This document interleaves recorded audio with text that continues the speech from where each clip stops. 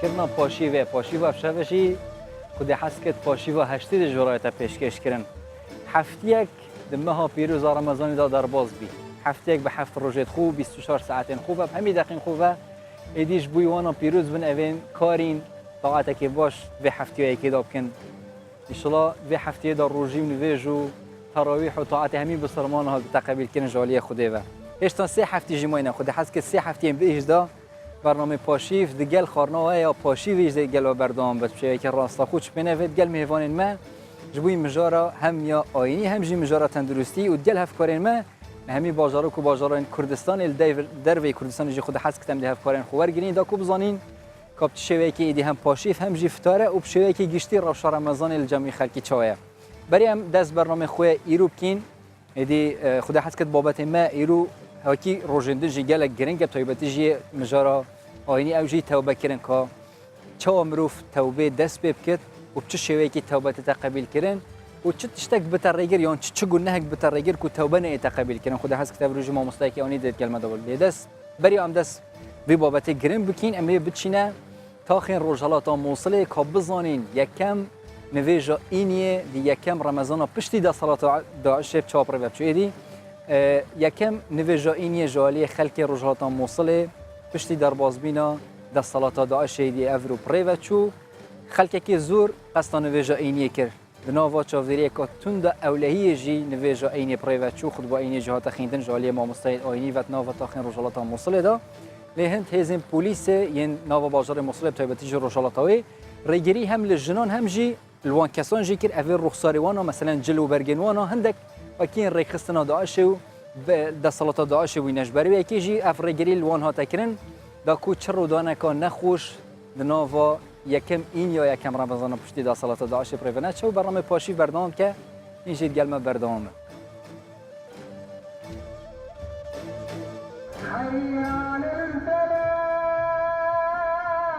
پەیتا پەیتا خەڵکی بەڕێکەوتون و لە هەموو لایەکەوە دەنگی ئەڵڵاه وەکبەر و زیکر و دوعا دەبیسرێ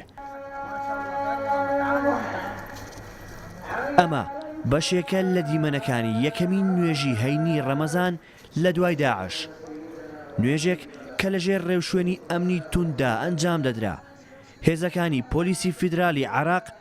ڕێگەیان نەدەدا ئافرەت بەشدار بێ و لەبارەی پیاوەکانیشەوە هەندێک جلیان لا قبول کراو نەبوو کە ئەوان بە قەندەهاری وەسفیان دەکرد لەگەڵەوەشدا وەک وتار خوێنی مزگەوتەکە دەیگوت نوێشکەران لە هەژمار نەدەهاتن شهر رمضان هذا يختلف عن باقي الأشهر التي مرت في السنين التي مضت ئەم ڕەمەزانە زۆر جیاواز بوو بۆ خەڵکی مووسڵ چونکە خەڵک بەهۆی دۆخەکەوە خەمگینە بەڵام لەگەڵ ئەوەشدا ژماری نوێشکەرانی ئێستا زیاترە لە هیپار هیوادارم خوددا دۆخەکە باشتر بکات و ئەم ڕەمەزانە بکاتە باشترین کات الذين يبحثون عن الأعمال الطيبة لە سەردەمی داعشدا نوێشکردن بە زۆرم لێ بووە هەرچی وتاری هەینیشە باسی لە کوشتن و نەهێشتنی ئەوانە دەکرد کە وەک داعش بیر ناکەنەوە ئەمە وای کردبوو بەشێک لە خەڵکی مووسڵ واز لە گوتاری هەینی بێنن بري ام نوف سجني فابوين خدای تعالی خلاص كرين موضوع خطبه بري خرف سر كشتنا بو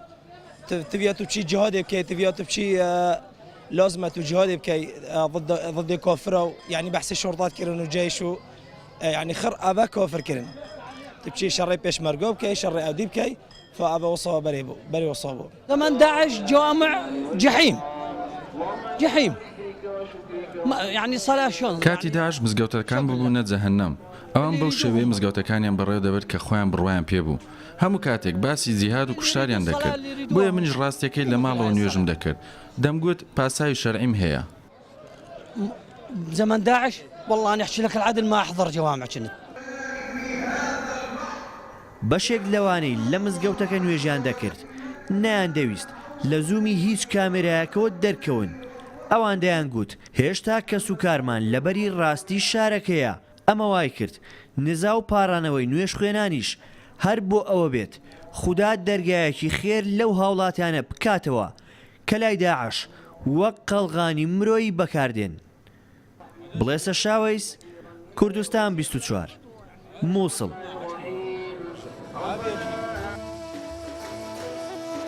هذا تماشا من هجاء دي بيش شوي لطاقين روش غلطة موصلين نبيجا إني يكم نبيجا إني بيكم هيفا رمضان بيروش بشتي دا صلاة داعش بريبا شو دي فيديو ايكي لأين يوبيت بنافا طاقين روش آفا موصلي يجي يوصل بيش شوي نبيجا إني بيتا كرنو ايدي بتفايا باجار موصلي بيتا رزقار كرن لجير دا صلاة داعش ايدي ببتا باجارة كي يعني آزاد وتنافا آزاديكا تجي جیانا خود در باز کن خلک بازار مصر. ولی تماشا من جای دی و کی بریا پاکیج بازار مصر جیمی ماجا پنده کری خود حسکت افشوه نوا پاشی و هشته دم بحث بابت توبه کیت نوا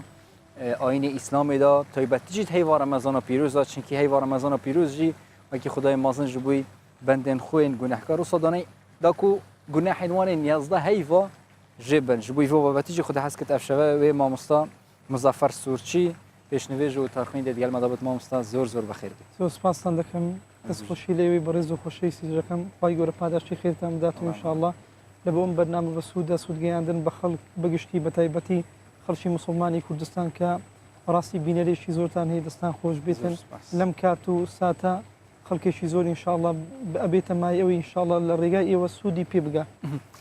سرتاش روز نوشتن قبول رمضان تان پیروز بس ما مستعجل للسرتا وهندك او عباية كما كتسويت بجي دستا كانت خوش رمضان تان پیروز رمضاني وش پیروز بيتن پیروز باي مانجي رمضاني پیروز لزنابتو طواوي مسلماناني ملتي كردكم خوا قبولك يوام ماي اما ببيت ماي خير وخوشي بهم لايك وببيت ماي لا توني غم مكان من وببيت ماي ان شاء الله دروزبوني دولتي كردي ان شاء الله ان شاء الله. ما مستجان أو آتي قرآن بيروز ودس بدكم بسم الله الرحمن الرحيم قل يا عبادي الذين أسرفوا على أنفسهم لا تقنطوا من رحمة الله إن الله يغفر الذنوب جميعا إنه هو الغفور الرحيم. بابتي توبة كردن بقشتي لنا وآيني بيروز تبينا سيكي هي بتايبتيج لمانج رمضان بيروزا. سرتا بسم الله الرحمن الرحيم الحمد لله رب العالمين والصلاة والسلام على خير خلقه محمد وآله أجمعين. براسي التوبة لآيني بيروزي إسلام يكك لهرب بابتا جرينجو هسكيالا كان أو بابتي كوا بهوي توبة كذنوا خلقي شي زور برو بهشتي بانو برين دروا زا لآيني بيروزي إسلام بيناسي توبة بوكراوا للغة عربية توبة بمعنى رجوع دي قرانا لشرع دا ولإصلاح دا بمعنى رجوع إلى الله قرانا ولا رب العالمين وتتوبة بمعنى أودي كإنسان مروف بقريتو بولاي خوي رب العالمين تسونشي مروف لجيان دا زور زاري وهي هلا أكات تاوان دكو دور دكويتو لخوي رب العالمين سرشتي مروف واي أوي مروف بي أوي كإنسان بيت بني آدم بي هلا أكو غلط أكو وكو بيغمبري إخوة عليه الصلاة والسلام أما جي بيكدو دفرمي كل بني آدم خطاء وخير الخطائين تواب أفرمي أوي مروف بي أوي بني آدم بي هلا أكا بلان باشترين كستان لأيوة أو كسي كهلا أكا كغلط أكا كتاوانك أكا كجناحك أكا بقريتو بولاي خوي رب العالمين إنسان لجيان دا هر جناحك بكا هر تاوانك بكا بيوست لسري توبة بكا وبقريتو بولاي خوي رب العالمين بقوي أم جناح وتاوانك لجيان دا أنزامي داوا جناح وتاوان كان لسر نميني برويش يسبي بقريتو بولاي خوي رب العالمين يعني هر خوي جوري لبر أوش توبة دانا أبو بندكاني بقوي هم جناح بكينو دواي بقرينو بولاي خوا طبيعي توبة يعني هم بو أوي كإنسان لجيان دا جيان امتحان وتاقي كذنوي لم جيان دا إنسان جناحك وتاوانك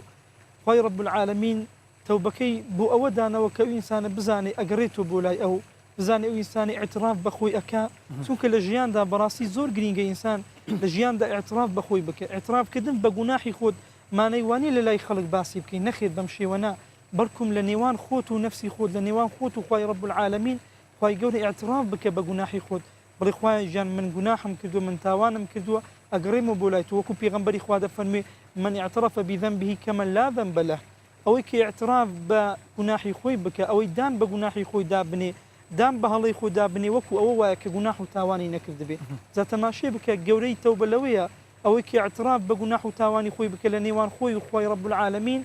أو لو كاتي وكو جناحي نبتا وتوبة كردن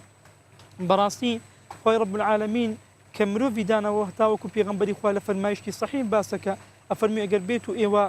هلنا كانوا جناحنا كان خوي رب العالمين قومي شي تردهني أو قام بو أوي جناح بكنوا وداوي اللي خوش من لخوي رب العالمين بكن زا خوي جور الزور بي خوشا كمروف هليك أكاد داوي اللي خوش من لو بكا داوي عفو كردن لو بكا خدای گەورە عفوی دەکات لێی خۆش دەبێتن. یعنی بەپێی هەم ئاەتەکانی قورآانی پیرۆز هەم بەپێی فەرمودەکانی پێغەمبەر صلی الله علیه وسلم کارێکی هەڵەیە ئەگەر لە گوناحبارێک تۆڕە بین. بەڵێ بەخۆی ئەتۆ بە هیچ شێوێک نابێ لە هیچ مرۆڤێک تووڕەبی وەکو مرۆڤ وەکو ئینسان دەبێ ڕێزی لێبی لەبەر ئەوەی خوای گەورە دەفەرمێ وەلەقەد کەڕەمنا بەنی ئادەم ئەفەرمێ ڕێزمان ناوە لە بەنی ئادەم هەتا لە پیاوە ساڵحەکان کەسی وایە بینیوە کە سەرخۆش بووە بینیتیان کەوا دەمی بە زکری خوای گەورە بوو ئەم دەمەیان سڕیتەوە ئەلی ئەوەندە بەڕێز و حرمەتەوە بەرامبەر کەسێک کە هەڵە و تاوانی کردووە تۆ بەڕاستی زۆر ترسناکە خەتەرناکە زۆر جا بەداخەوە لە ناو میلەتی ئێمە کەسێک ئەبینی خەریکی گوناحێکە یان خەریکی ئارە خواردنەوەیە ینی دوعای شەڕی لێکە خوای گەورە لە ناوی بە نەخێت بەڕێزەکەم بەم شێوەنا بینەرانی خۆشەویست هەوڵی دوعای هیدایەت بدەن دا چەند خۆشە ئەم مرۆڤە لە ئاگری جەهەنەم ڕزگار بێ دەبێ ئێمە هەمیشە حەزمان لێبێت چۆن ئێمە بەرەو بەهەش بڕۆین ئاوە خەڵکی بەرەو بەهەش بڕوە بۆی ئەگەر کەسێکت بینی گوناحبار بێ تاوانبار بێ بڵێ یا ڕەبی خوای گەورە هیدایەتت بدا یا ڕەبی خوای گەورە ئەم ڕێگا چەوتت لە بۆ بکاتە ڕێگایەکی ڕووناک و بەرەو کار و کردەوەی باشە بێ زابڕاستی زۆر گرینگە دوعا و پارانەوەی ساکە بکەین نەوەکو بە ینی نەزەڕێکی خراپ سیر بکرێن نەوەکو خوانەخواستە دوعای شەڕیان لێ بکەین نا با ئێمە دوعای هیدایەت بکەین پێغەمبەری خوا عەلەیهی سەڵات وەسەلام قودوەی ئێمەیە ئەم کافرانە چەندە بەبێ ڕێزانە چەندە تاوانیان بەرامبەر ئەنجامدا پاشماوی وشتریان لەسەر ملی مبارەشی دانا سەحابەکانیان ئەزیەت و ئازاردا و لە هەمان کاتدا لە شاری خۆی دەریان کرد بەربارانیان کرد بەڵام پێغەمبەری خوا فەرمووی اللهم هدي قومي فإنه لا يعلمون أفرمي خواه جان هدايتي قومكم بدا لبر أوي أوانا نازانا أوانا نفامن زبراسي أوي يعني إنسان دبي دعاء تاكو دعاء خير بكا نبي بنظرية شي خرابو يعني التماشي تاوان بركة براستا أم إشي كأو دكا أم تاواني أم دكا أو هلي أم دكا شتيش خرابة شتيشي هلية دبي رقد اللي بيبيتو بونو من عرق دخوا رقد لخودي آر خواردنەوە کە بێ کە زینەکە رقد لە خودی ئەو تاوانەی کە ئەو ئەنجامیەدا بەڵام وەکو ئینسان رقد لێ نەبیتەوە هەمیشە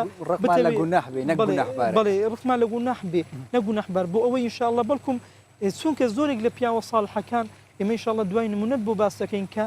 لەو پەڕی گوناح و تاواندا بوونە بەڵام لە دوایدا بوونە یەکێک لە پیاوە ساڵحەکان کە ئەمڕۆکە لە ناو کتێبەکانی مسلمانان و ئیسلام ناویان دەهێنرێ زانای ئەوەندە گەورە و پایە بەرزن پیاوی ئەوەندە ساڵحن بەڵام لە سەرەتادا گوناحبار بوون بۆی ئینسان ینی قابلی هەڵەیە قابلی گوناح و تاوان بەڵێ مامۆستا بەپێی ئاەتی قورآنی پیرۆز بسم الله الرحمن الرحیم إنما التوبة على الله للذين يعملون السوء بجهالة ثم يتوبون من قريب فأولئك يتوب الله عليهم وكان الله عليما حكيما توبة كردن بس بو ئەوانەیە کە نازانن فلانە شت گوناحە دەیکەن و دوای تەوبە دەکەن یانیش بۆ هەمویانە کە دەیزانن مەسەن فلانە شت فلانە کار کردەوە گوناحە بەڵام دەیکەن بڵێ کاک شوانجان تەوبەکردن بەڕاستی بۆ هەموو مرۆڤێکە بۆ هەموو ئینسانێکە کە لە ژیاندا هەڵەکە کە لە ژیاندا گوناح و تاوانێکەکە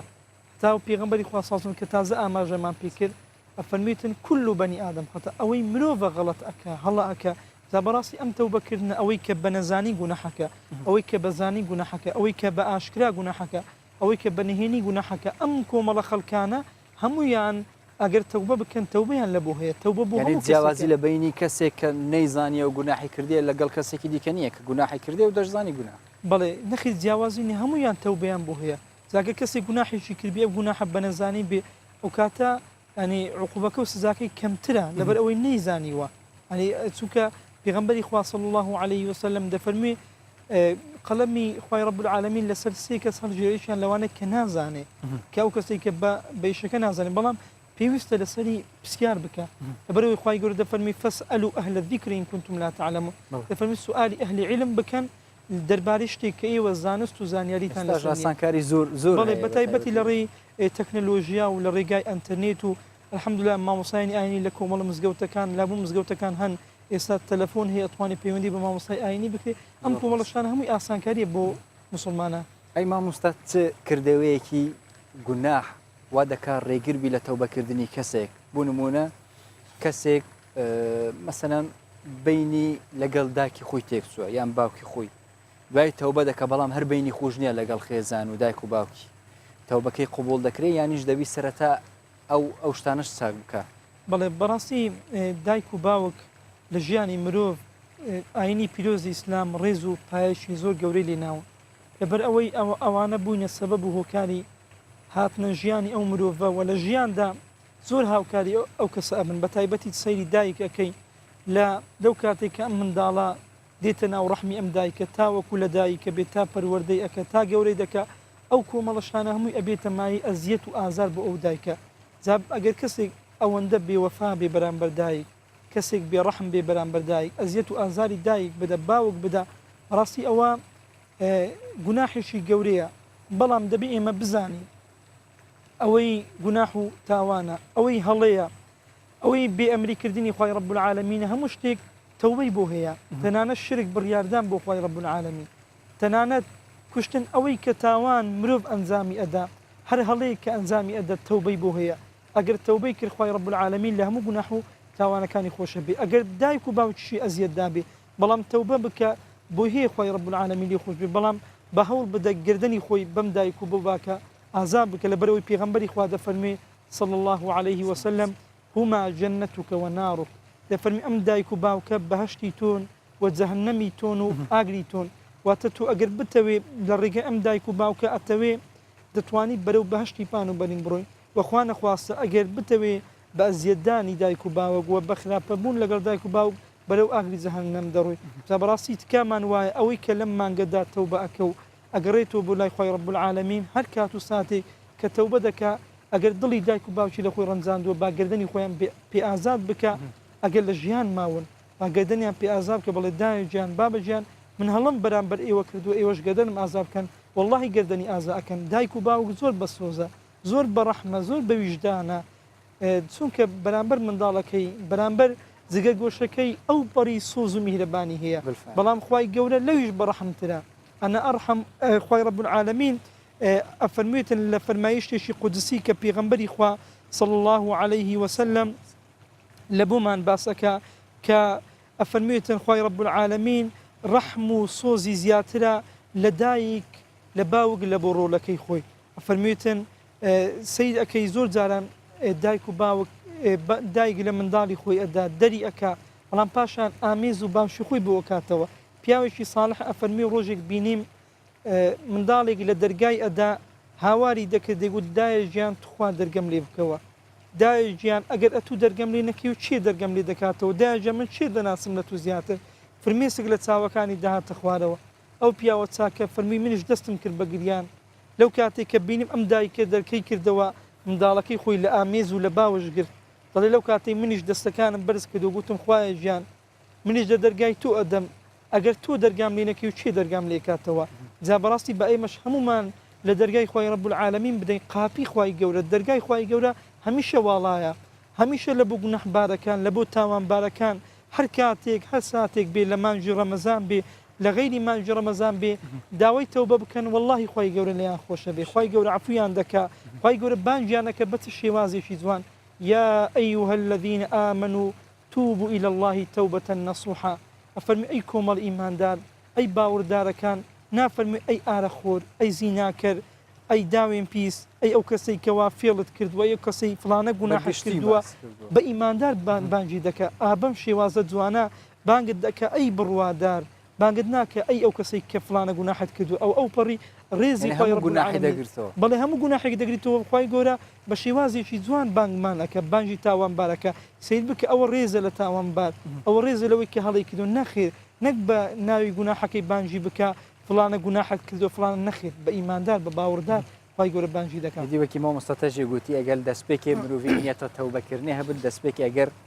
درێ دایکەوە بێت خۆ مرۆڤی هێلا بێت تەماشاوان هێژۆ بێت دەستپێکی ئەم بچین گەردەن ئازاییش دایکەوە بێت خۆ بخوازیم پشتینگی ئەم دەست تەوبەکردنەوە خوب بکەین لوی دەمی تەوبەتە قبولکردن وقتی نۆبینەتە و دایکەوە بنتە ئیدی چ پرزگرێک چ مەشاکل و چ دڵنەخۆشی نەبن ئیدی هیویدارین کەس گەل دایکەوە بن خۆ چ جارە تۆڕە نەبێت و ئینشەڵڵا ئەمرێ هەردوو کۆژی پێک بە درێژ بێت مامۆستا زیاتر باسی گوناحێک بکەین کە خوا بە یەکزاری دەرگای تەوبەکردن لە بەرامبەر بەندێکی خۆی یعنی قەپات دەکا بە هیچ شێوەیەک تەوبەکردنەکەی قبول نەبێت بوو نمونە زۆر جار باسی ئەوە دەکا ئەوانەی شرێک بخوا دروست دەکەن ئەوانە تەوبەکردنیان قبول نییە یان گوناحەکەیان هەر دەمینتەوە لە ڕۆژەکەیان بەڵێ تەبیعی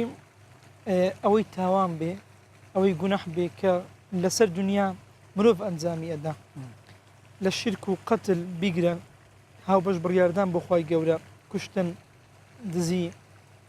زینا ئارە خواردنەوە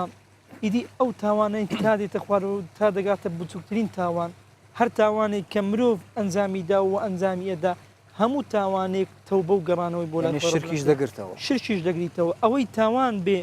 خی رب العالمین لی خۆشە بێ ئەگەر ئەم کەسە تەوبەیەکی نەسوح بکە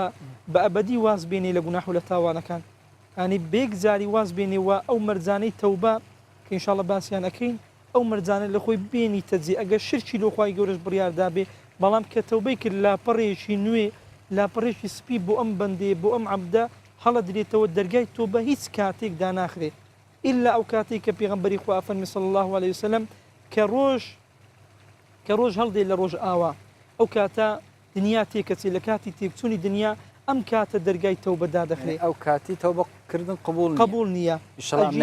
ئینشاءالله ئینشاءالله بەڵام ئینشاءالله ئەمە ینی هەوڵ بدەین بەڕاستی تەوبە تاخیر نەکەین ئینشاءالله بەڕاستی ئومیدوار تاخیر بینەوە تەوبێژێکین مە مستەفا بەسەم دێنەکەوە بەرەف هەفکارێکی خوش چین نەورەس عەبدوڵڵا لە هەولێری زیاتر بەحسا ڕەوشە ڕەمەزانی کردنەوە بازاری هەولێر دەبێت تەماشا بە نێژای بەرنامە پۆشی بەردەوامە تەوەرەیەکی مشتان بەردەوام کین گەل مامۆستا مزەفەری خوددا حەز کەتەمێ بەردەوام بجیکین و کەژێمێ بەرەف هەفکاری خو نەورەس عەبدوڵڵای بەچین بنەوە هەولێری دا بشێوەیەکی ڕاستە خود گەلمەدا بە نەورەس ئەم کاتت باش زیاتر باسی پاشوی هەشتم بکەین هەفتەی یەکەم ئیدی تێپەڕی لە مانگی ڕەمەزانی پیرۆزدا خەڵک چوون باسی تێپەڕبوونی ڕەمەزان دەکەن بە شێوەیەکی ئیدی زۆر بلەس ئەم بێژین چون بازەکەن و کۆمیرەش بوویتە نەورەس و زۆنیێرەیان زێدەتر لە جەمتانە فەرموو نەورەس بەڵێ ژوان ئەم کاتی تۆ باشتر لەم شۆی مانجی ڕەمەزاندا ئێستا من لە نێو بازاری هەولێرم لە شەقامی پەروەردەم وەک ئەوەی کە لە پشتمەوە دیارە کۆمەڵی گەنج دانیشتون یاریەک دەکەن ئەو یاریەکی کۆنی هەولێریە و هەل هەمان کاتدا لە کەرکووچیش زۆر جار دەکرێت هەندێک جار وەکو دوو تیپ هەم لە کەرکوو هەم لە هەولێر دێن وەکو ئەوەی کە دوو شار پێکەوە یاری دەکەن پێی دەگوتری یاری سنی سنیانێ من زۆر شارەزای یاریەکە نیم دواتر هەوڵدەم لەگەڵ ئەوان قسە بکەم دەربارەی ئەوەی کەم یاریە چۆن دەکرێت و دەبێت تیمەکە لە چەند کەس پێکاتوو بەڵام سەرەتا لەگەڵ خاوەنی یەکێک لەم گازینیانە قسە دەکەم تاکێ من ئەگەر هەستیتەوە زۆر سپاس تۆزێک بۆ کامیرەکە بسوڕێ من ئەمەوێ باسەوە بکەم کە ئەوەندەی کە تا ئێستا مانجی ڕەمەزان تێپەڕیوە بەڕایتەوە چۆن تێپەڕیوە تا چەند تۆ ڕۆژانەی خۆت کە بە ڕۆژی بووی چۆن بەڕێت کردووە پێشەچی بە خێراتنەچی گەرمتانێ دەکەم بۆ کەنالی 24 زۆر بەخێر بێن سەر و سەرچاوم بەڵای بەنسبەت مانجی ڕەمەزان یعنی مانگەشی زۆر خۆشە مانگەشی پیرۆزە طبعاً بەبێ مەشاکل یعنی ئیش و شتەکانی خۆمان بەڕێ دەکەین و ئەو یاری سنی سنیانێ دەکرێت و چەند گەنجەش پێکاتینا ئەوە تۆ لە کاتژمێر چەندەوە ئەم شوێنە دەکەیتەوە بۆی گەنجان ڕووی تێ بکەن والله طبعا عادة هر لأوە جوایە یعنی دایمە ڕەمەزانان پاش فتاری ئەمە پێش فتاری مەسەرەن دەوری سعات 5 شتی خۆمان حاضر دەکەین لە وەختی فتاری ئەوە شاگردەکان ئێرکوانە ئامادە دەکەن و پاش ئامادەکردنیش خەڵکە سەبر ڕوومان تێ دەکەن ینی خەڵک هەیە لێرە فتار بکاتەوە والله نا بەکمی ئەگەر ڕێوباربی بێرکوانە دابێتن ئەو جاوان فتار دەکەنەوە لێرە پاشی و دەخوات یاخود دەگەرێتەوە ماڵەوە بە زۆری با پاشی لێرکوانە دەخورێ بەڵێ زۆر سپاس کاکێ من دەمێ لەگەڵ ئەم بەرەزانە قسە بکەم حەمید هاوکارمەگەل لەگەڵم بیت تۆ نازانم هەزەکەم یاریەکەت زۆر باشە تا ئێستا چێ براوەیە چێ دۆڕاوە حەزەکەم ئەوم پێ بڵێ بەنووسین دیارە نۆتنەوە بە هەفتا و شەشە ئێمە نۆتنێ ناوان هەفتا و شەشن باشە باسی یاریەکەم بۆ بکە ئەم یاریە پێویستە دوو تیمە پێم وایە تەرتیمەی دەبێت چەند کەس بێت وە چۆنە چۆن دەیدۆزیەوە ینی بۆم باسکە باسی یاریەکەم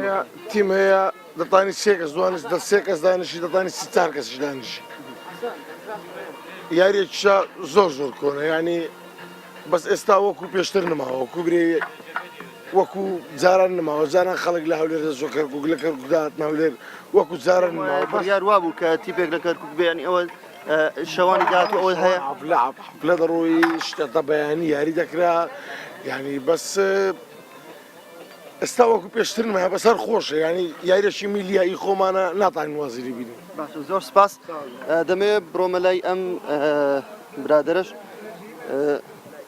نەزانم لێت کەشف بکەین کە خەریکی چی بۆوانە بڵێ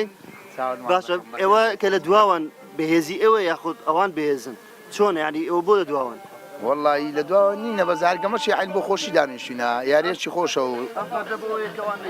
بەڵێ تۆ باسیۆم کەانی تۆ هەموو شەوێکی ڕەمەزاندە ئەم یاریە دەکەی لە کێوە دەست پێ کردووە و کەی فێر بووی ئەگە بەبیرت بی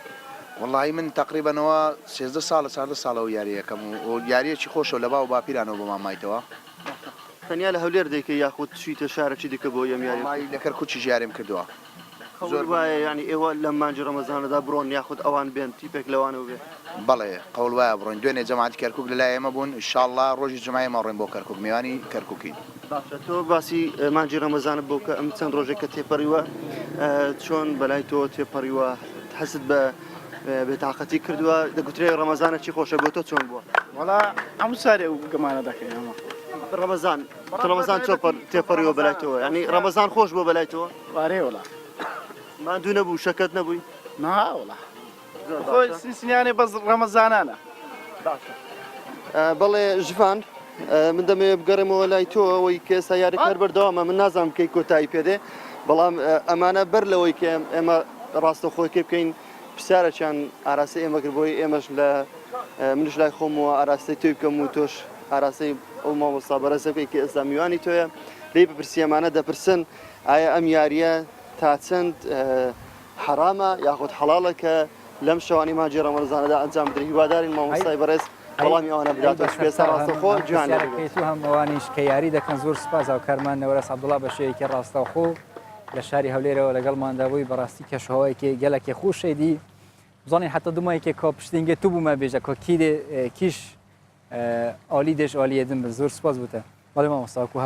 هاوکاریشم نەوەرەس باسی کرد ئەوانە پرسیان ئەو یاریە کە ئێستا دەکەن بە تایبەتیش لە مانگی ڕەمەزانی پیرۆزدا وەکو سنی سنیانێ و زیاتر ئەو یاریان ملیانە بە گوناح لەوان حساب دەکریانی شتێکی ئاسایی بەڵێ بەخۆی تەبیعی قاعدێکی ئوسولیمان هەیە دەڵێ ئەلئەسڵ فی الأشیاء مباح دەڵێ ئەسڵ لە شتەکان ئەوەیە کە شتەکان دروستە بەڵام زاناکان دەربارەی ئەم کۆمەڵە یاریانە باسی ئەوەکەن کە ئەم یاریانە دروست نیە و جائزنە لەبەر ئەوەی مەشغوڵت ئەکا لە خوای رب العالمین ئەگەر لە خوای رب العالمین نامینێت زەبڕاستی بەڕای من مانجی ڕەمەزان ینی مانجی عیبادەتە مانجی تاعەتە ئێمە ئەم یا زەمانکە بەڕاستی لەبەر مەشغەڵەت و لەبەر ئیش و کار و کەسابەت و ئەم کۆمەڵە بابەتانە خوای رب العالمینمان بە شێوەیەک عیبادەتەکان و هاموشۆکردنی مزگەوت و ئەم کۆمەڵشتانەمان پشتگوێ خستووە جاوڵای ڕەجام وایە ینی بەڕاستی ئەم مانگەیانی نەکەینە مای ئەم جۆری یاریانە کاتەکانی خۆمان بەهدەر بدەین باوەڕکە شتی زۆر بەسوودتر هەیە ئەتوانی یاری بکە ینی ئێمە ڕێگرنی لە یاری بە تایبەت ئەگەر یاریکە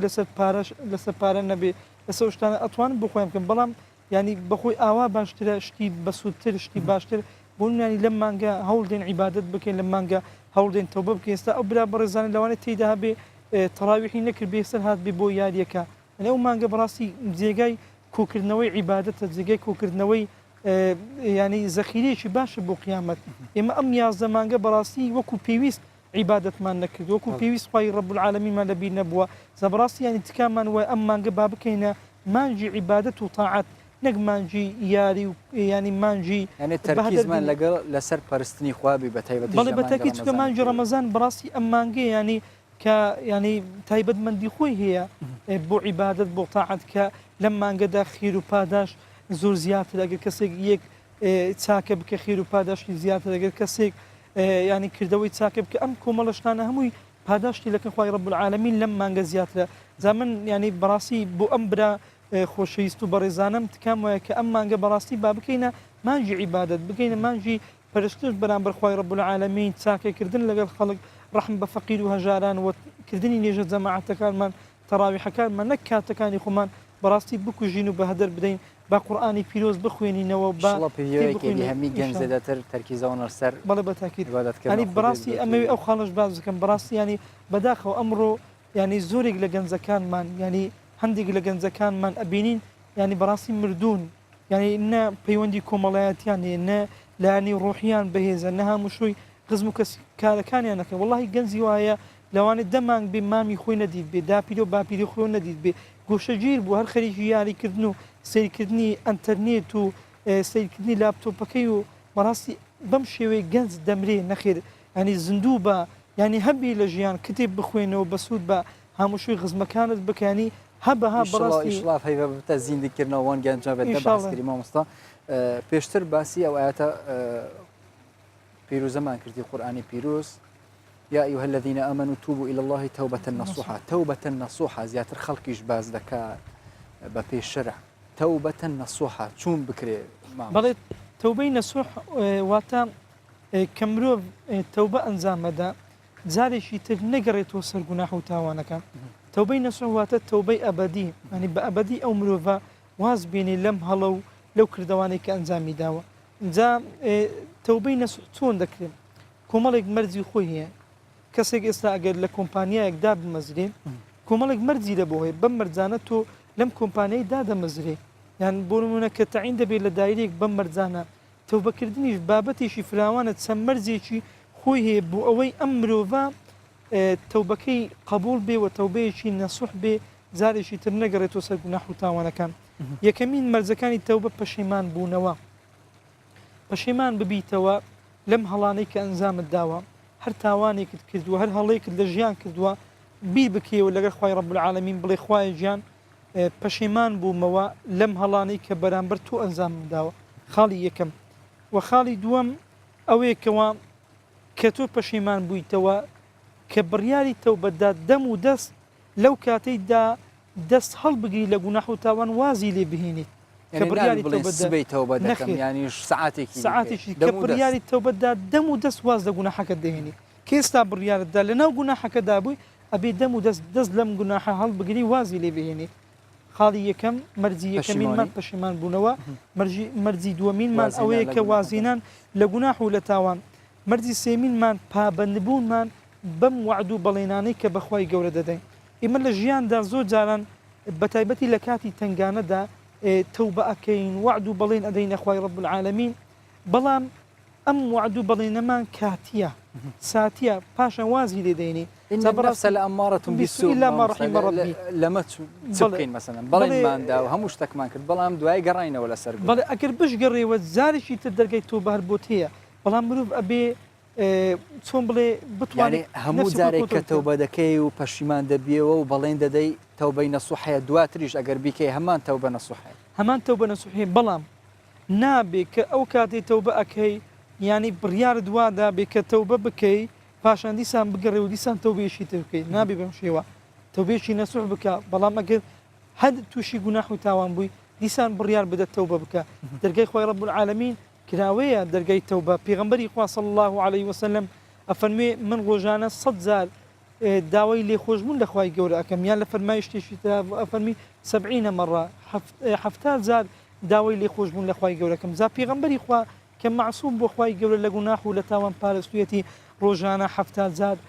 داوای لێخۆشبوون لە خوای گەورە کە دەبێ ئێمە 100 جار داوای لێخۆشبوونەکەیان لە فەرمایشتێکی تر 70 جار دەبێ ئێمە چەندە پێویستیمان پێبیجا ئێمەش ڕۆژانە ئەبێ زۆر ینی داوای لێخۆشبوون عەفو تەوبە لە خوای ڕەب العالەمین بکەین بەڵام تەوبەی نەسوح ئەوەیە کە نەگەڕێنەوە سەر گوناح و تاوان سێ خۆڵەمە بەحەسکردن هەم پەشیمانی هەم وازهێنان ژێ گوناهەیە دی دەمولدەست و وەختی دی واز بێن پشتی هەنگێ سوز و پەیمان بتە خودێ نەڤەگەرتە سەر گوناهەیە چ ڕێنمایەکی دیکەمان هەیە بەڵێ خاڵێکی تریش هەیە ئەم خاڵە زۆر گرینگە لەوانێت جەنابشت ئەم پرسیارەت ئامادە کرد بێ ئەویشیان ئەوەی کە تەوبەی نەسوحەکە ئەبێ ئەگەر مافی خەڵکی لەلا بێ ئەم ماف و ئەو حەقە بگەڕێنیتەوە بەم شەرتە بە مەرجە خوای گەورە لێ خۆشە بێ ئەنی مەرجی چوارەمینیان دەبێت ئەم کەسە مافی خەڵک بگەڕێنیتەوە بۆ نمونە دزی لە خەڵکی کردووە پارەی بردووە ینی مافی خەڵکی بردووە ئەم مافە ئەبێ بگەڕێنیتەوە بۆ خەڵک کە مافەکەی بردووە یعنی بوو نمونە مافخورانی خەڵێک مەسەنە بوو نمونەکو جەنابتان باس کرد دزێک کە تەوبە دەکات دەبی لەگەڵ تەوبەکردن پارەی خەڵکیش بگەڕێنەوە بەڵێ بەتەکەی ئەی ئەگەر پارەی نەبوو بەڵێ ئەگەر پارەی نەبوو کاتی حاڵەتێکی ترە بەڵام ئەو پارەی کە لەو خەڵکی دزیە ئەو پارە ئەبێ بگەڕێنیتەوە یان ئەگەر بۆ نمونە کەسی وا هەیە تەوبەی کردووە دزی کردووە ناتوانێت پارەکە بگەڕێنیتەوە لەبوو لەوانەیە تووشی کێشە بێ لەوانەیە کەسەکە بزانێ ئەو دزی لێ کردووە لەوانەیە تووشی جوژبنایەتی یان بیگرێ یان بەندی بکە یان لەبەر خۆی سمعی خۆی نەتوانێت ئەم کارە بکە جا شەرع ڕێگای بۆ داناوە ئەوەی دەبی ئەم کەسە ینی قازانج و سوود بەم کەسەی کە دزی لێ کردووە کە مافی خواردووە پێی بگەنێ بۆ نمونە هەدیە پێ بدە کەسێک دزی لە تۆ کردووە ینی ئەو کەسە ناوێ پێت بڵێ بە هەدیەت پێ بدە ینی لە ڕێگە ئەم هەدیانە وە بکە ئەم پارەی کە لە تۆی بردووە پێت بدە پێ ئەوەی تو هەستی پێ بکەیت ئەوە حاڵەتێکی تر ئەگەر بوون ئەو کەسە نەمابوو لە ژیاندا دزی لە تۆ کردووە دزی لە کەسێک کردووە بەڵام ئەم کەسە لە ژیان نەماوە یعنی دەکرێت پێی نەڵێ من دزیم لە تو کردووە بە شێوازێکی تر بووی بگەڕێنەوە ئەو ئاگای لێ نەبوو بڵێ و ئەشکرێت یعنی ئەگەر ئەو کەسە وەفاتی کرد بێ ئەم پارەی کە لەوی دزیوە ئەو مافەی کە ئیوی خواردووە ئەم پارەی لە بۆ بکاتە خێر ینی لە بۆ نمونەگەر ملیۆنێکی لەو دزیوە ئەم ملیۆنەی بۆ بکاتە خێر یان ئەگەر بکرێت مانی ئەو مافەی منداڵەکانی ماوە میلادگرەکانی بۆ منداڵەکانی بباتەوە بۆ میلادگرەکانی ئەم پیاوە زیاتر باسی ئەم گوناحانە دەکەین کە مافخورانی خەڵکی تێدایە چون ئەوان تەوبە بکەن بەڵێ میکە مامۆستا چینە لای دهوکی هەفکارێمە چەکدار جەمال لە پیشەیەکی ڕاستە خود گەلمەدەوە ئیدی ئەم دێ بەردەوامی سەر بابەتە خۆ تەماشاوە هێژە ئیدی بەرنامەی پاشی و بەردەوام بکە ئەم دێ پیشەیەکی ڕاستەخۆ بەرەف دهوکی بە بچینە هەفکارێمە چەکدار جەمال پیشەیەکی ڕاستەخۆ ez bêjim êdît nava xwaringî hekê de zêtir xwarinên Kurdî hazir bikim taybetî jî em behsê xwarinên Kurdî bikîn yê tam li dihokê jî taybetî êdî tama xwe taybet heye lê paşîv û fitarê çawa xelek qestawan cihat kin yên xwarinên Kurdawanî lê heyî çekdar û tu gel xwarinê çay taybetî ji teyva Ramezanê da kamêre ji bûî te fermû çekdar.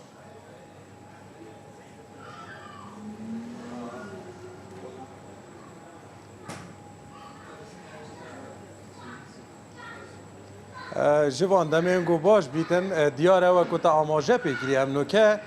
لی ایک جه خارنگه هن باجار دهوکی نکود ناباوه خارنگه دا هم بو فتاره هم جی بو پاشیوه بس به تایبتی هم بحثی پاشی و ویب کن یعنی خارنت کردواری تینه درست کرم تایبتی جم بحثی تشکیب کن ایبرا خواب کن هم بحثی پاچا بکن بحثی برنجی کردی بکن یعنی زیده تر الویره یعنی جوان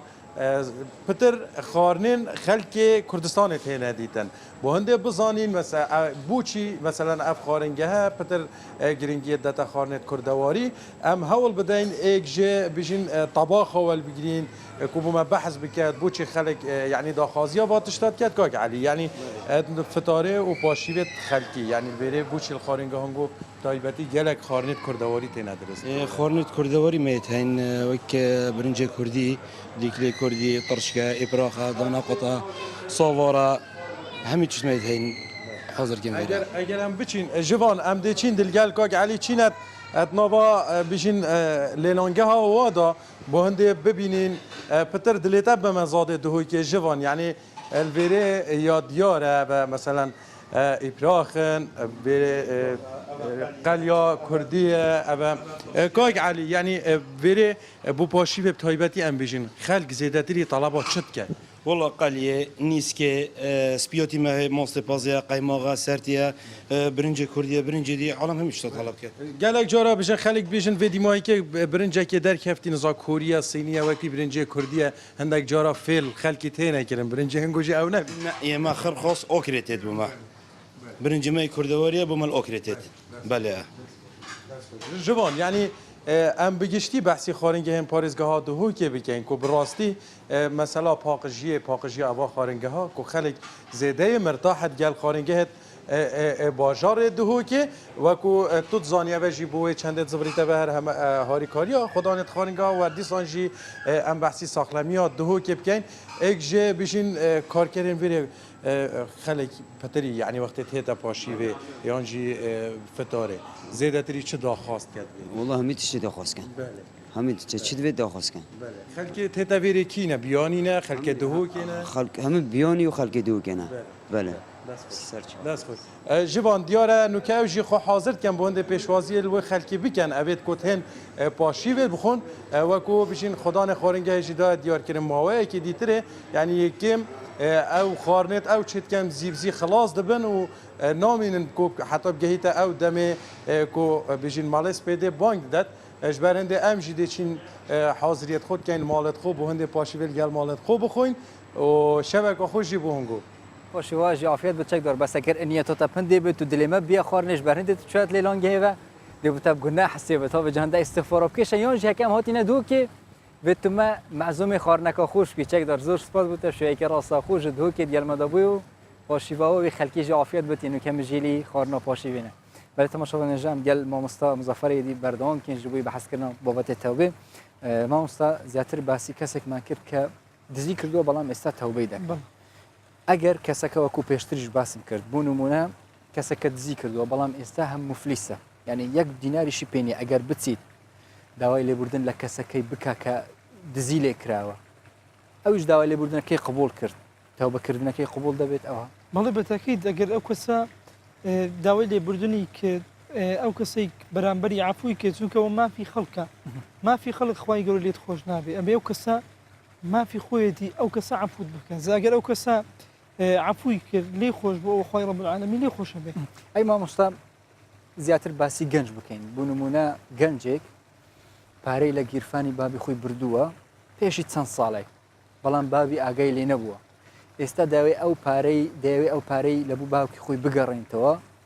پارەکەی بگەڕێنتەوە لەگەڵ گەڕاندنەوەی پارەی بچی بە باوکی خۆی بڵێ کە ئەو پارەی پێشتر لێ دزیوە یانیش پێویست ناکە تەنها پارەکەی بگەڕێنتەوە کە چون ئاگای لێ نەبووە ئێستاش بەبێ ئاگاداربوونی ئەو پارەکەی بگەڕێنتەوە بڵێ دەتوانێت پارەکەی بۆ بگەڕێنیت تۆگەر بە باوکشی بڵێ شتێکی ئاساییە بەڵام ئێستا باوک بەم شێوە نیەگەر ئێستا باوک پارەی کوڕی خۆی ببە ئەوە هیچ حەقێکی لەسەر نێنەوە ناکات زیکەدە دەکە پارەی خۆی بردووە لەبەر ئەوەی پیاوێک لە سەردەمی پێغەمبەری خوا صلی الله علیه و سلم دێتە لای پێغەمبەری خوا فەرمی پێغەمبەری خوا باوکم پارەی منی بردووە پێغەمبەری خوا وەڵامی دەتوە فەرمی ئەنتە ومالوکە لئەبیکە دەفەرمی تۆ ماڵەکەشت ئی باوکتە زانی باوک ینی ماڵی ئەولاد ماڵی منداڵەکانی ئی باوشتی بەڵام منداڵ بە پێچەوانەی ئەبێ ینی ئەو ماڵی لە بۆ بگەڕێنیتەوە ئەی مامۆستا ئەوانە بە گشتی باسی ئەو گوناحانەمان کرد هەم مەسەلەن گچکەش بن یانیش گەورە بن بەگشتی چ دوعایەک دەکرێت هەتا تەوبەکردنێکی قوبڵ بەیانەی هەر ئەوەندەیە مەسەلەن خوایە تەوبەمان کردەوە بەڵێ بەخۆی دوعای لێخۆشبوون داوای عفوکردن لە خوای گەورە و دوعای تەوبە زۆر هەیە لە دوعاکان هەمویان لە هەموو دوعاکان مەشهورتر ئەوەیە کە هەموو مسلمانێک دەیزانێ ئەستەغفر الله داواکردنی لێخۆشبوون لە خوای ڕەب العالەمین یان بە زوبانی کوردی بڵێ خوایە جا من پەشیمان بوومەوە لە گوناح و لە تاوانەکان داوای لێخۆشبوون و داوای عفوکردن ئەەکەم لە تۆ خوای ڕەب العالەمین ئەرحەم الراحیمینە لێت خۆشە بێ و هەروەها یان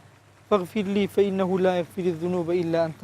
خوای لێم خۆش یعنی بەگشتی ئیستیغفار بەڵێ بەگشتی ئیستیغفار و داوای لێخۆشبوون لە خوای ڕەب العالەمین خوای لێم خۆش بە عفوم بکە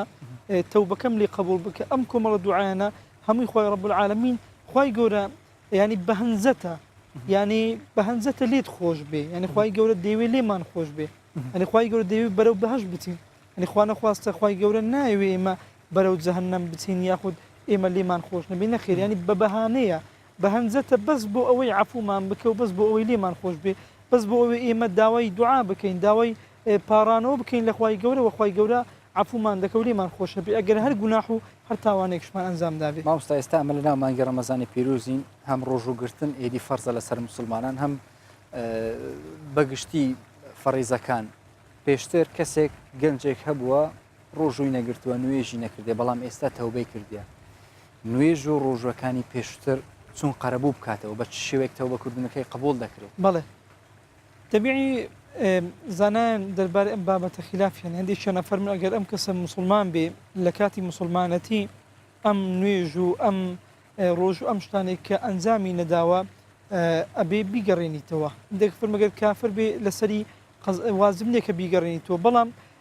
زۆرێک لە عولەماکان ئەفەرمون پێویست ناکە بیگەڕێنیتەوە لەبەر ئەوەی ئەبێتە مای مشقەت و ئەزیەت بۆ ئەو کەسە لەوانەیە کەسێک لە 50 ساڵە گوناح و تاوانی کردووە 50 ساڵە نوێژی نەکردووە 50 ساڵە بێ ئەمری خوای گەورەی کردووە گەر بزانێ تەوبەکەی قبول نابێت دەبێت ئیلا نوێژەکانی بگیڕێتەوە و ڕۆژەکانی بجرێتەوە ناتوانێت بە ژیانی ناتوانێت قەرەبووی ئەوە بکاتەوە جا بەڕاستی تەوبە بکە و بگەڕێتەوە بۆ لای خوای ڕەب العالەمین ئەم ژیانی کە ماویەتی بە عیبادەتەکانی خۆی نوێژەکانی خۆی ڕۆژەکانی خۆی ئەنجام بدا ئینشاء الله خوای ڕەب العالەمین لێی خۆشە بێ و خوای ڕەب العالەمین تەوبەکەی لێ قبوڵەکە یەکێک زەکاتی نەدابی پێشتر بەڵێ پێشتر زەکاتی نەدا بەڵام ئێستا تەوبەی کردی بەڵێ کە تەوبەی کرد لەو کاتێک کە تەوبەی کرد ئەبێ زەکاتی خۆی بدا ئەو ماڵی کە هەیتی خاوێنی لە کاتی تەوبەکردنی ئەوەی دادێت ئەوی بدارەوەی پێشتر لەبەر ئەوەی ینی ناتوانێت ئەو حیسابەی پێشتر بکە کەسی وایە 50 ساڵە زەکاتی نەداوە خەر چۆن ناتوانێت ئەو حیساب و کتابە بکە تا بەڕاستی ئەنی خاڵێک زۆر گرنگانی تاخیرکردنی تەوبە بەڕاستی ئەم مانگە مانگی ڕەمەزان تەکەزیە زیاتر سەرهەندێ بکەین ئەم تەوبەخۆ ئیدی وازهێنانش گونە هەیە ئەم تاخیر نەکەین و دەست پێ بکەین مامۆستا مزەفەر سوورچی پێشنەوێژ و تەرخێن تو ناوە بەرنامە پۆشتی بۆ مە هەشتێت گەلمەدا بوویش بەرکێمی ئادەمی دی زۆر سپاس بتە مامۆستا خودی خێرەوە بنوێست لە کۆتایی ئەمەوێتن دووبارە و سێبارە دەستخۆشی لە جەنابتان لە کەناڵەکەتان بکەم ئەنی دەمەوێت زۆر تەرکیز لەسەر ئەوەش بکەمەوە بەڕاستی گەنجە خۆشەویستەکان و خەڵکی خۆمان میلەتی کوردی موسڵمان بە ئەم مانگە بکەینە هەلو فرسەتێک بۆ تەوبەکردن و گەڕانەوە بۆ لای خۆی ڕەب العالەمین چونکە ئەو مانگە سەرەتاکەی و ناوەندەکەی سەرەتاکەی ڕەحمەتە و ناوەندی لێ خۆشبوونە کۆتایی ڕزگاربوونە لە ئاگری جەهەنەم ئەو سێشتەش بەوە ئەکرێت کە ئێمە تەوبە بکەین و بگەڕێنەوە بۆ لای خۆی ڕەب العالەمین و لە کۆتاییدا ئەمەوێ ئەو دوعایە بکەین کە ئینشاءالله خۆی ڕەب العالەمین ئەم تاعەت و عیبادەتەی مانگی ڕەمەزانمان لێ قبول بکە و برا پێشمەرگەکانمان بپارێزی لە بەرەکانی جەنگ کێستا بەڕاستی لەو دیفاعکردن لە وڵاتی خۆیان زۆربیان کە ڕۆژانە پەیوەندیمان پێوەکەن بە زمانی بەڕۆژ و دیفاعکەن لە وڵاتی خۆیان و ئەو برا پێشمەرگەی کە لەم ڕۆژانە بەدی گیرا سەید ئەحمەد ئینشاءالله خوای گەورە بە ماڵ و منداڵی خۆی لەو مانگە شاد دەکە و ئەو کۆمەڵە برا پێشمەرگانەی تریش کە بەدیری گیراون خوای رب العالمین انشاءالله بە ماڵ و منداڵی خۆی شادیانەکە و ئینشاءالله ڕەمەزانێکی تر لەژێر دەوڵەتی کوردی ئینشاءالله لەگەر ژوان بەرنامە دەکەین ئینشاءالله ڕەمەزانەوە بێت دەستان خۆش بی ئینشاءالله سەرکەوتوو بی ئینشاءالله خودی خێرەوەجی بنویسید بۆ خۆنوێشین بەڵێ تەماشاوان هێژا ئیدی بەرنامەی پۆشتی بەردەوام کردی تەوەرێ یەکەم داوی هاتم دەبەرەف ڕۆژاوای کوردستانی بچین لێ دەرێژی قەستکردنا نوێژە تایبەتیژی ناوە مزگەفتێدا دیف ساڵێن دەربازبووی هەندێک کێم لە هاتیە خەڵک بوو دوو کارەڤەرگەرنن ji بووی ev kirdevên terorîstî û karîgerî li ser xelkî kiriye êdî beref mizgeftê ve neçinin dekê de jî ji bû wê kêvegerin xelek gelek aware û koçber biye ji ber hindê êdî ji mara nivêşkerat nava mizgefta da berefkêmî ve çiwa paşîv berdam ke.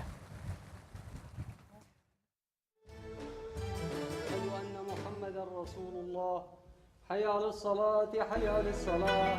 حي على الفلاح حي على الفلاح نمێژە ئینێ دمەها ڕەمەزانێدا لە جەم ڕۆژیگران فەرزاکە گرنگە و ڕێزگرتنەکە تایبەت ژێرە تێکردن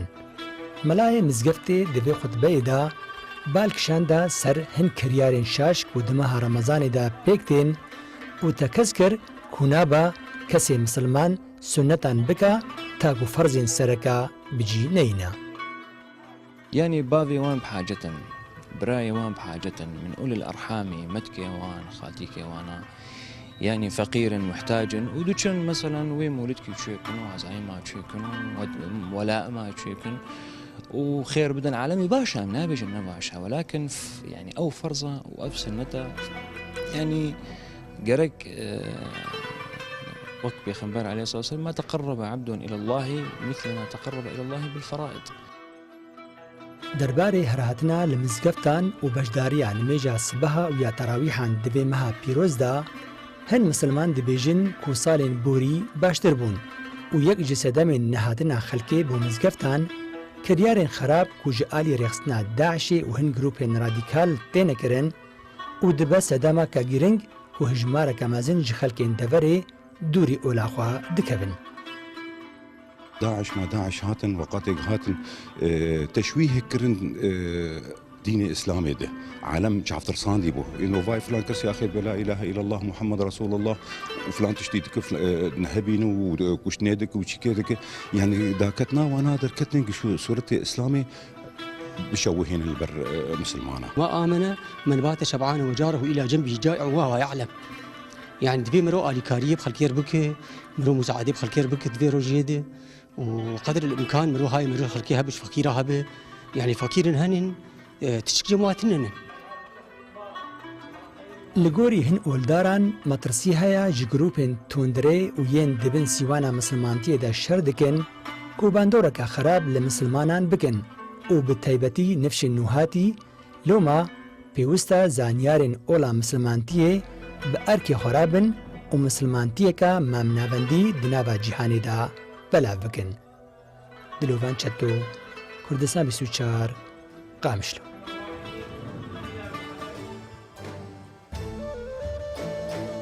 ولی تماشاوان جدی یعنی اف بی روش روجاوای کردستان خلق جبر چکیم چتا مزگفت و نویجت کد کو کاریگری خراب یا رکرستی داعش و کومن تروریستی روجاوای کردستان یا کری ندی کاریگری سر درون خلقی کریه یعنی وکیم بجین وینه اسلام هندک نشرین کریه پیویای کی دی اف وینه هر وکی خود جامپ مینتو نشرین نبت جاوت خلقی دا تماشاوان هجا توری یکم دیال ما مستوی کی ما بحثات توبه کرنی کری توبه کرن وکی ما مستوی جه بحث کری دیف آیتن قرآن پیروز هم جیل دیف فرمودن پیغمبر اسلام صلوات خود سر بن درگه توبه چه جانای تگرتن جالی خدای مظلم و توبه و درگه توبه هم میگاوی وکیل توبه تیجی تیوار رمضان پیروز هم جیت نو هیوار رمضان پیروز دادی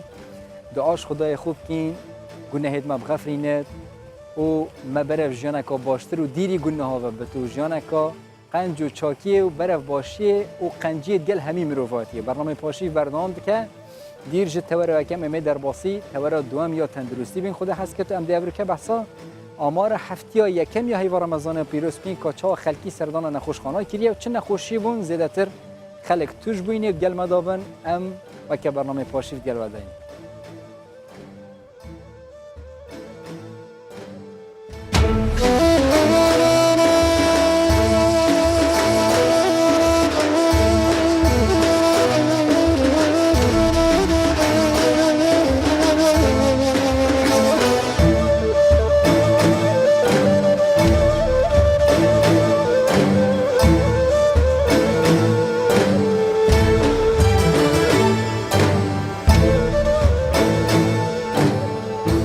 بله تماشاوان هجا گذارن عزیز کردستان 24 ایدی ساعت دوم جب پاشی و هشتت هفته دوم دا بردان کشفیه که راست خود حسیدم ده ساعت دوم جدا بحثیم بابت که تندرستی کین ابروکش یا بابت محل بجارتی تایبت به ایدی آمارا هفته یکم بیجن یا هیوار رمضان پیروز دا کار چه شیوه کی خلکی روزگیر سردانا نخوشخانه کریه زتر چه نخوشه کی سردانا نخوشخانه کریه تایبتی جیل فریا کاتنا روزهلات نخوشخانه فریا کاتنا روزهلات جوی وی کی خود حس کت میوانی مهبت لی بری هم دست بابتی بکین هم دی برف خارنات تحینه وچین باشده کردستان تحینا گلکاب ناودنگ تحینا آمیدیه راستشی نکه تحینا آمیدیه و عمل پاشی و خارو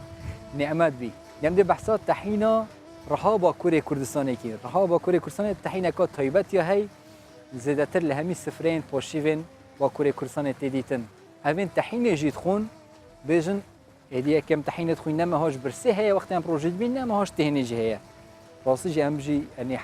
روزن در بازوی وقتی ما تحین خورید مبخو از خوب بجم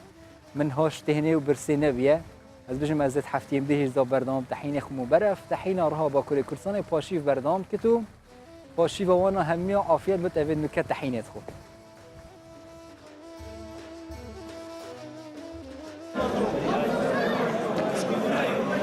ئیساڵ مەها ڕەمەزانێ bi destpêka havîn û rojên dirêj tê pêşwazî kirin. Ji ber vê yekê welatî berê xwe din xurekên ku di nava rojê de mirovan berdigire. Yek ji wan xurekan tehîn e. Tehîn taybetî di meha Remezanê de çaxê paşîvê li gel doşevê tê xwarin û nahêle ku mirov zû birçî bibe. Gelo ev tehîna ku herî zêde Remezanê tê xwarin bi çi û çawa tê çêkirin.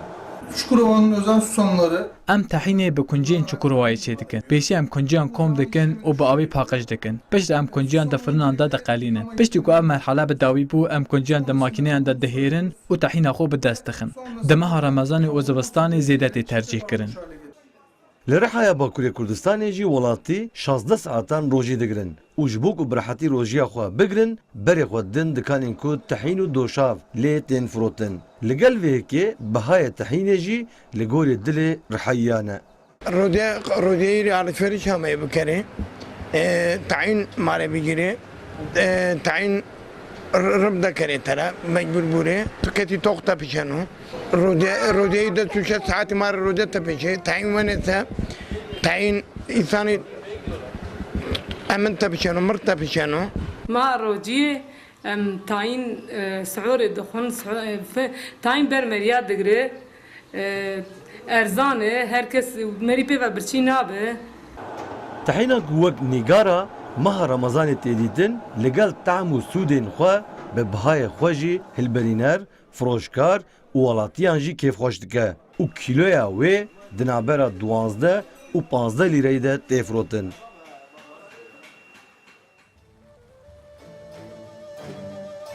ڕاستی ژی دخوالین گرنگ مەگوتن کو تەحینە مرۆڤی تینیت کت نەژی برسیت کە تەیوا ڕەمەزانێدا لێوێ ژنێ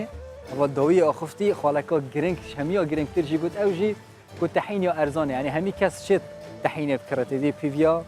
پاشیڤەکە سەحەت و خێر و بەرەکەت ژمو هەمیوان کەسا وێت نکەم ژیلی خارنا پاشیڤێنە ئەمێ بەرنامە خۆی پاشیڤێ بەردەوام کین و خودە حەز کتەگە بەرنامە دویشت ئەم دێ دەست خارنا پاشیڤکین و بابەتێ مە ئەم دێ دەست بکین و زێتر بەحسی هەم آمار هەفتیەیەکێ یا هەیڤ ڕەمەزانە پیرۆستکین ji بووی سەردانکردنا نەخۆشخانە تایبەتیشی نەخۆشخانە فریاکەتنا ڕۆژهەڵات یعنی تەواڕی ئەمکان بێژین تەنگاڤیا نەخۆشخانە تەنگاڤیا ڕۆژهەڵات لە هەولێرێش بووی vêyekê ji wê بەڕێز سەید زەمان حەسەن ناڤا پاشیڤێدا دگەلمەدەوە سەید زۆر بەخێربێن و ڕەمەزانتان پیرۆز زۆر ڕۆژ و لێش ئوستاز بە لە سەرەتاوە باسی ئاماری هەفتەی یەکەم بکەین زیاتر چ نەخۆشە سەردانی نەخۆشخانەی کردێ لە فریاکەوتنی ڕۆژهەڵات و زەختی لەسەر نەخۆشخانە چوون بوو لە هەفتەی یەکەم بەناوی خۆی گەورە بیرەبان سەرەتا مانگی ڕەمەزان پیرۆز بێت لەسەر چەند موسڵمانانی جیهان تایبەتیش موسڵمانانی کوردستانی خۆشەویست ئینشاءڵڵا ئەو مانگە لە هەموو لایەکمان قبوڵ بووی ئینشاءڵڵا بەخێر و خۆشی بە سەلامەت سوپاس بۆ کوردستان 24 سوپاس بۆ بەرنامەی پاشی بکە بۆ میوانداریەی بەڕێستان زۆر سوپاس بۆ ئێمە دیارە ئێمە وەکو نەخۆشخانەی فراکەتنی ڕۆژهەڵات بەر لە هات مانگی ڕەمەزانیش شەو ڕۆژ 24 کاتژمێر تەواوی پزیشکان و کارمەندای نەخۆشخانەکەمان لە خزمەت هاوڵاتیانی خۆشەویستدا بووین دەرگامان واڵا بوو 24 کاتژمێر و بۆ نێوەشەوە بە بۆنەی مانگی ڕەمەزانی پیرۆز دەستەی کارژێڕی نەخۆشخانە بە هەمانگی لەگەڵ سەرۆکی بەشەکان تەواوی کارمەندان و پزیشکان بەرنامەیەکی سۆپڕماندانە بۆ ئەوەی بە باشترین شێوە باشترین خزمەت گوزاری تەندروستی بەرنامەتان دەگوردری لە مانگی ڕەمەزان بەڵێ لە ڕووی خشتەی دەوامکردن و بەرنامەکان جیاوازی دەبیتن بۆ ئەوەی باشترین خزمەت گوزاری تەندروستی پێشکەش بە هاوڵاتیان بکەین ئەو هاونیشتمانیانی کە سەردانی نەخۆشخانەکەمان دەکەن هەفتەی ڕابردوو ئەو هەفتەی با بڵێن ڕەمەزان هەفتەیەکی باش بوو زەختمان لەسەر بوو کاریگەری هەبوو مانگی ڕەمەزان بە تایبەتی دوای ئەوەی کەەوە هاوڵاتی کە ڕۆژی خۆی دەشتێنی دوای فتار ئەوجا ئیدی نەخۆشەکان ئەوانەی کە بە تایبەتی کێشەی بەولیەوە تا کلیا ئەوانەی کە مشکلی کلیان هەبیتن زیاتر سەردانی نەخۆشخانە دەکەن وهروەها ئەوانەی کە مشکلی گەدەیان هەبیتن دوای فتار شکاندن ژانی زیاتر دوای ئیفتار شکاندن زیاتر سەردانی نەخۆشخانە دەکەن بەڵێ چ نەخۆشک زیاتر هەبوو یانێ ڕێژەی زیاتر بوو لە نەخۆشەکانی تر لە مانگی ڕەمەزانی پیرۆز بە تایبەت لە هەفتەی یەکەم نەخۆش زۆرە بەڵام وەکو باسم کرد بە تایبەتی ئەوانەی کە کێشەی کلیان هەیە ئەوانەشی کە مەشاکلی گەدە و سوکەریان هەبیتن یان ئەوانەی کە نەخۆشی زەخت و بە تایبەتی باتنی نەخۆشیەکانی هەنا زیاتر سەردانی نەخۆشخانەکەیان کردوین سید من کە لە سەرەتاش هاتن ئامارەتان هینا دەمەوێت زیاتر باسی و ئامارە بکەین پزیشکەکان هەم نەخۆشەکانی سەردانی نەخۆشخانەیان کردووە ئەوە ئیدی بابەتمان زیاتر لەسەر ئەوەیە بۆ ئەوەی بزانین تەندروستی هاوڵاتیان لە هەفتەی یەکەم چوون لە ماوەی یەک هەفتەی مانگی ڕەمەزان 328 نەخۆشخانەکەمان خوێندراوە لە هەموو جۆرەکان واتە بەولیە جەراحە هەنا و باتنی و بەشێکی لە کسوور ئەو نەخۆشخانە سەردانیان کردوین بە تایبەتیش نەخۆشی کلیە و هەناو زیاتر بووە لەو هەفتەیەدا بە تایبەتی ئەوانەی کە بە ڕۆژی دەبن و کێشەی با بڵێن باتنیان هەبی هەناو ئەوانەی کە زەختیان هەیە یاخود سوکەریان هەیە یاخود مشکلی گەدەیان هەیە ماعیدە ئەوە زیاتر سەردانیان کردوین بەڵێ ئەی ڕێنمایتان لە پێش مانگی ڕەمەزان لە بۆ دکتورەکان چوون بۆ ئەوەی تاملی یعنی نەرمتر لەگەڵ ڕۆژ و گران بگرن ئەوانەی سەردانی نەخۆشخانە دەکەن ڕێنمای تایبەتان هەبووە لە بۆ دکتورەکان بەڵێ بە سوپاسەوە سوپاسی تەواوی پزیشکان و کارمەندانی نەخۆشخانەکەمان دەکەم هەم پێش مانگی ڕەمەزان و هەم لە مانگی ڕەمەزانیش بە تایبەتی بە بەرنمەیەکی جوان و ڕێکوپێک تەواوی خزمەت گوزاریەکانیان پێشکەشی هاونیشتمانیان کردووە ئەوانەی کە سەردانی نەخۆشخانەوان دەکەن بە تایبەتیش لە مانگی ڕەمەزان بە شێوازی باشتر و جوانتر ئینشاءڵڵا ئەدامان کردو لەو هەفتەی ڕابردوو وەلو چەند هەفتەی داهاتووش ئینشاءالله یعنی ئەم هەفتەی ڕابردوو نەخۆشەکان گلەیان لە نوژدارەکان پزیشکەکان هەبووە یانیش نە ئەگەر بەگشتی بەگشتی ئێمە ئەوەی لە دەستمان بێ هەم پزیشک هەم کارمەند تەواوی خزمەتگوزاریەکان ئەوەی لە دەستمانێ و لە توانامانداوێ بەبێ هەستکردن بەماندی بوون پێشکەشیان دەکەین بەڵام ئەتو بڵێ وەکو دەڵێ پەنجەی دەستی هەموو شیەک نییە زۆر ڕاست گلەیش هەردەوی باە ئەوەندەی بە تایبەتی لەو زروفە قەیراناوەیە کە باڵی بەسەر هەرێمی کوردستاندا کێشاوە و قەیرانی دارایی و قەیرانی هاتنی ئەمە جگە لەوەش بەڕاستی ئێمە دەمێ باسی ئەوەش بکەم ئێمە ڕۆژانە زەختێکی ئێزگار زۆر لەسەرمانە لەسەر ئاوارەی مووسڵ ینی ئێمە ڕۆژانە نزیکەی بەلایانی کەم چ لە تا 5 نەخۆشی موسڵمان هەیە هەموو ڕۆژ بەردەوامی ئاوارەکانی مووسڵ بڵێ بە ئەمبولانسەکانی هەموو ڕۆژانە هەموو ڕۆژێک ئێمە بەلایانی کەم 35 هەتا 45 نەخۆشی ئاوارەی موسڵمان هەیە سپاس بۆ فەرمانگەی تەندروستی هەولێر بە تایبەتی بەشی کردە پزیشکەکان کاک حاجی ڕزگار ئەمبولانسەکانی وان لەگەر کاک دکتۆر علی ئەو نەخۆشانە لە بەرەکانی جەنگواتە لەو شوێنانەی کە لە کەمپەکانی حەسەن شام و خازر و لە بەرتلە و ئەوانە بە ئەمبولانس دەیانگوازنەوە بۆ نەخۆشخانەی ئێمە وەلای ئێمە چارەسەر وەردەگرن دواتر ئەوەی کە پێویستی بۆ نەخۆشخانەی ڕزگاری یان نەخۆشخانەی هەولێری فێرکاری دەگوازرێنەوە ئەوەی کە چارەسەریش وەگرت بە هەمان شێوە بە ئەمبولانس دەگوازرێتەوە بۆ شاری مووسڵ ئەمە جگە لەوەی ئەو قەیرانە داراییە کە باڵی بەسەر هەرێمی کوردستاندا شاوە بە تایبەتی لە ڕوویدا و دەرمان و کاریگەری زۆری لەسەرمان کردووە جگە لەوەش بەغدا ئێستا وەکو پێویست وەکو جاران دەرمان نانێری ئەوە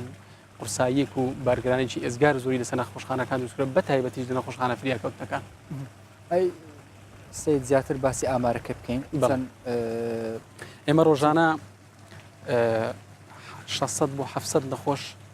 ینی بەگشتی هەم هاونیشتیمانیانی خۆمان هەم ئاوارەکانی شاری مووسڵ هەم ئاوارەکانی خۆشمانەوانی کوردانی ڕۆژئاوەکە لە کەمپەکانن 600 بۆ 700 نەخۆش ڕۆژانە بە بەردەوامی سەردانی نەخۆشخانەکەمان دەکات ئەمە جگە لەوەی لە ماوەی یەک هەفتەی ڕابردوو کە لە مانجی ڕەمەزان داوین 68 نەشتەرگەری گشتی بەگشتی لە نەخۆشخانەکەمان ئەنجام درراوە لە ماوەی یەک هەفتە 68 نەخۆش نەشتەرگەری بۆ ئەنجام درراوە لە نەخۆشخانەکەمان هەموو نەشتەرگەریەکان 68 بەگشتی یعنی چارەسەر کران بە سەرکەوتوی بەڵێ بە سەرکەوتوی بەڕێکویی لە ماوە یەک هەفتەی مانجی ڕەمەزان 13 هاوڵاتی بە هۆی زۆرا زۆر وفاتیان کردووە ئەوەی کە بە حادسەبی ئەوەی کەوا بە بنوی خۆی ئەوەی کەوا نەخۆشیەکەی کوشون دەبیتن وفاتیان کردووە 13 هاوڵاتی ناو نەخۆشخانەی فریاکەوتن یانیش کە هاتنە نەخۆشخانە ینی لە ڕێ بەشێکیان هەیە لە ماڵەوە وفات دەکات دوایی لە بۆ ڕێکاری یاسایی قانونی خۆی داهێنە نەخۆشخانە و سەر لە لایەن پزیشکە بەڕێزەکان سیر دەکرێت دواتر لۆی هەندێک ڕێکاری یاسایی هەیە دوگازرێتەوە بۆ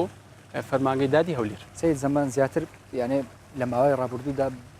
یعنی بابەتێکی زۆر کە باس کرابێت هەڵە پزیشکیەکان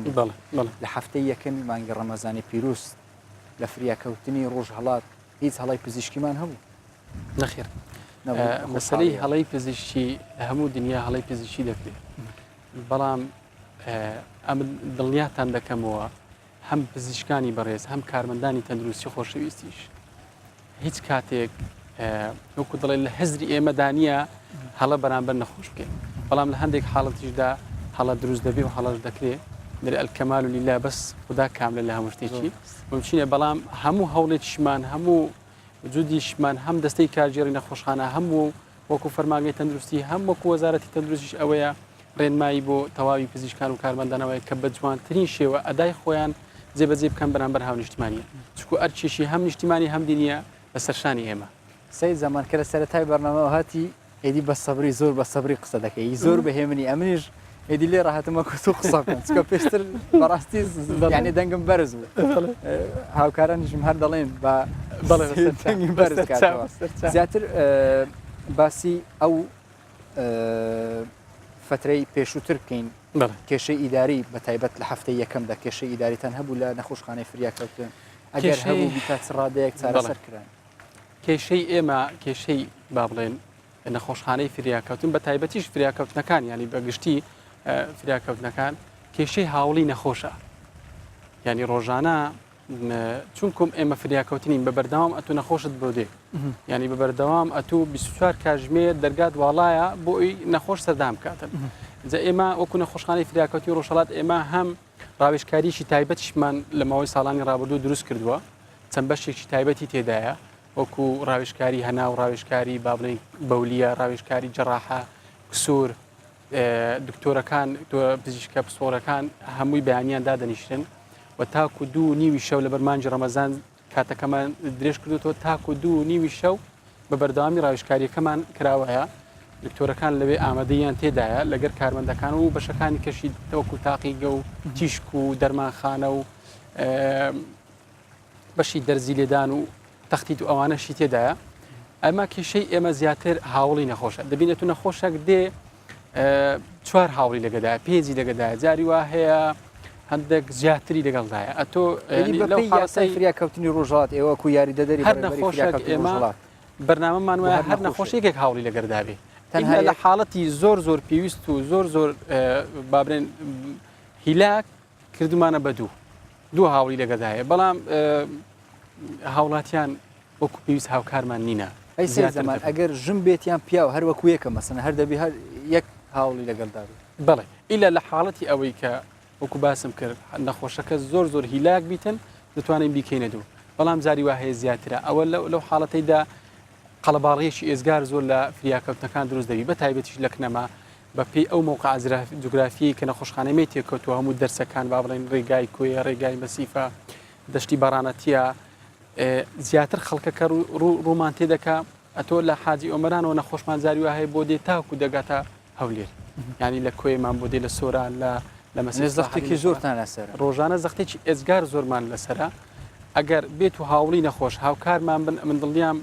ینی پزیشکە بەڕێزەکان کارمەندەکان زۆر بە جوانی تر باشتر دەتوانن ئەدای خوان پێکن لە ڕووی خزمەتگوزاریتە درستیەوە ئەیجگە لە هاوڵ مەسەنەن کاتی سەردانکردنەکان بە تایبەتیش لە مانگە ڕەمەزان سەردانکردنی نەخۆش بڵێ کاتەکان گوردرایە ینی ژەرەوە کاتەکانمان ئێمە وەکو فریاکەوتن کاتەکان زیاتر لە بینی کاتژمێر 2 دوانی وەڕۆ تاوەکو 4 هەندێک دەتوانین هەند لە هەفتەی 2 ڕۆژ تا 3 ڕۆژ هاوکاری هاوڵی نەخۆش بکەن بێ سەردانی نەخۆشەکەی خوب بکە بەڵام بەگشتی هەرچەندی ئەتۆ دەڵێ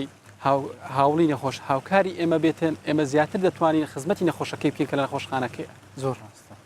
لەو حاڵەتەی بەڕاستی ئەو گفتەشی زۆری بۆ مەدروست کردووە لە هەر لە مانگە ڕەمەزانیش کاتی سەردانکردنی نەخۆش پاش 2 هەتا سواری ئێوارێ یانیش نەمانگۆڕی گۆڕانکاری مەسەدا نەکردووە هەر بۆ دوو تا کوچوار هەفتەی 2 ڕۆژ تاکو 3 ڕۆژ دەتوانین هاوکاری بەراوردی سەردانکردنی نەخۆش بۆ فریاکەوتنی ڕۆژهڵاتی هەولێر لە هەفتەی یەکەم بە بەراورد لەگەڵ هەفتەکانی پێش ڕەمەزان زیاترە یانیش کەمتر لە شەو لە دوای فتار زۆر زیاتر بووە زۆر زیاتر لە هەفتەکانی پێشتر چکم دەبینی خەڵکی مە زیاتر بە ڕۆژ دەنووی ئێواران کە فتار دەکاتەوە باڵێم جاری وا هەیە ژانی گەدەی بۆ دروست دەبی جاری وا هەیە ژانی کلیەکانی بۆ دروست دەبیتێن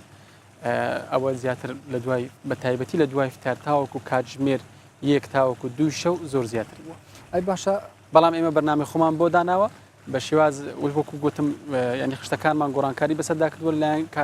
بۆ پزیشک و کارمەندان بۆی زیاتر ئەمە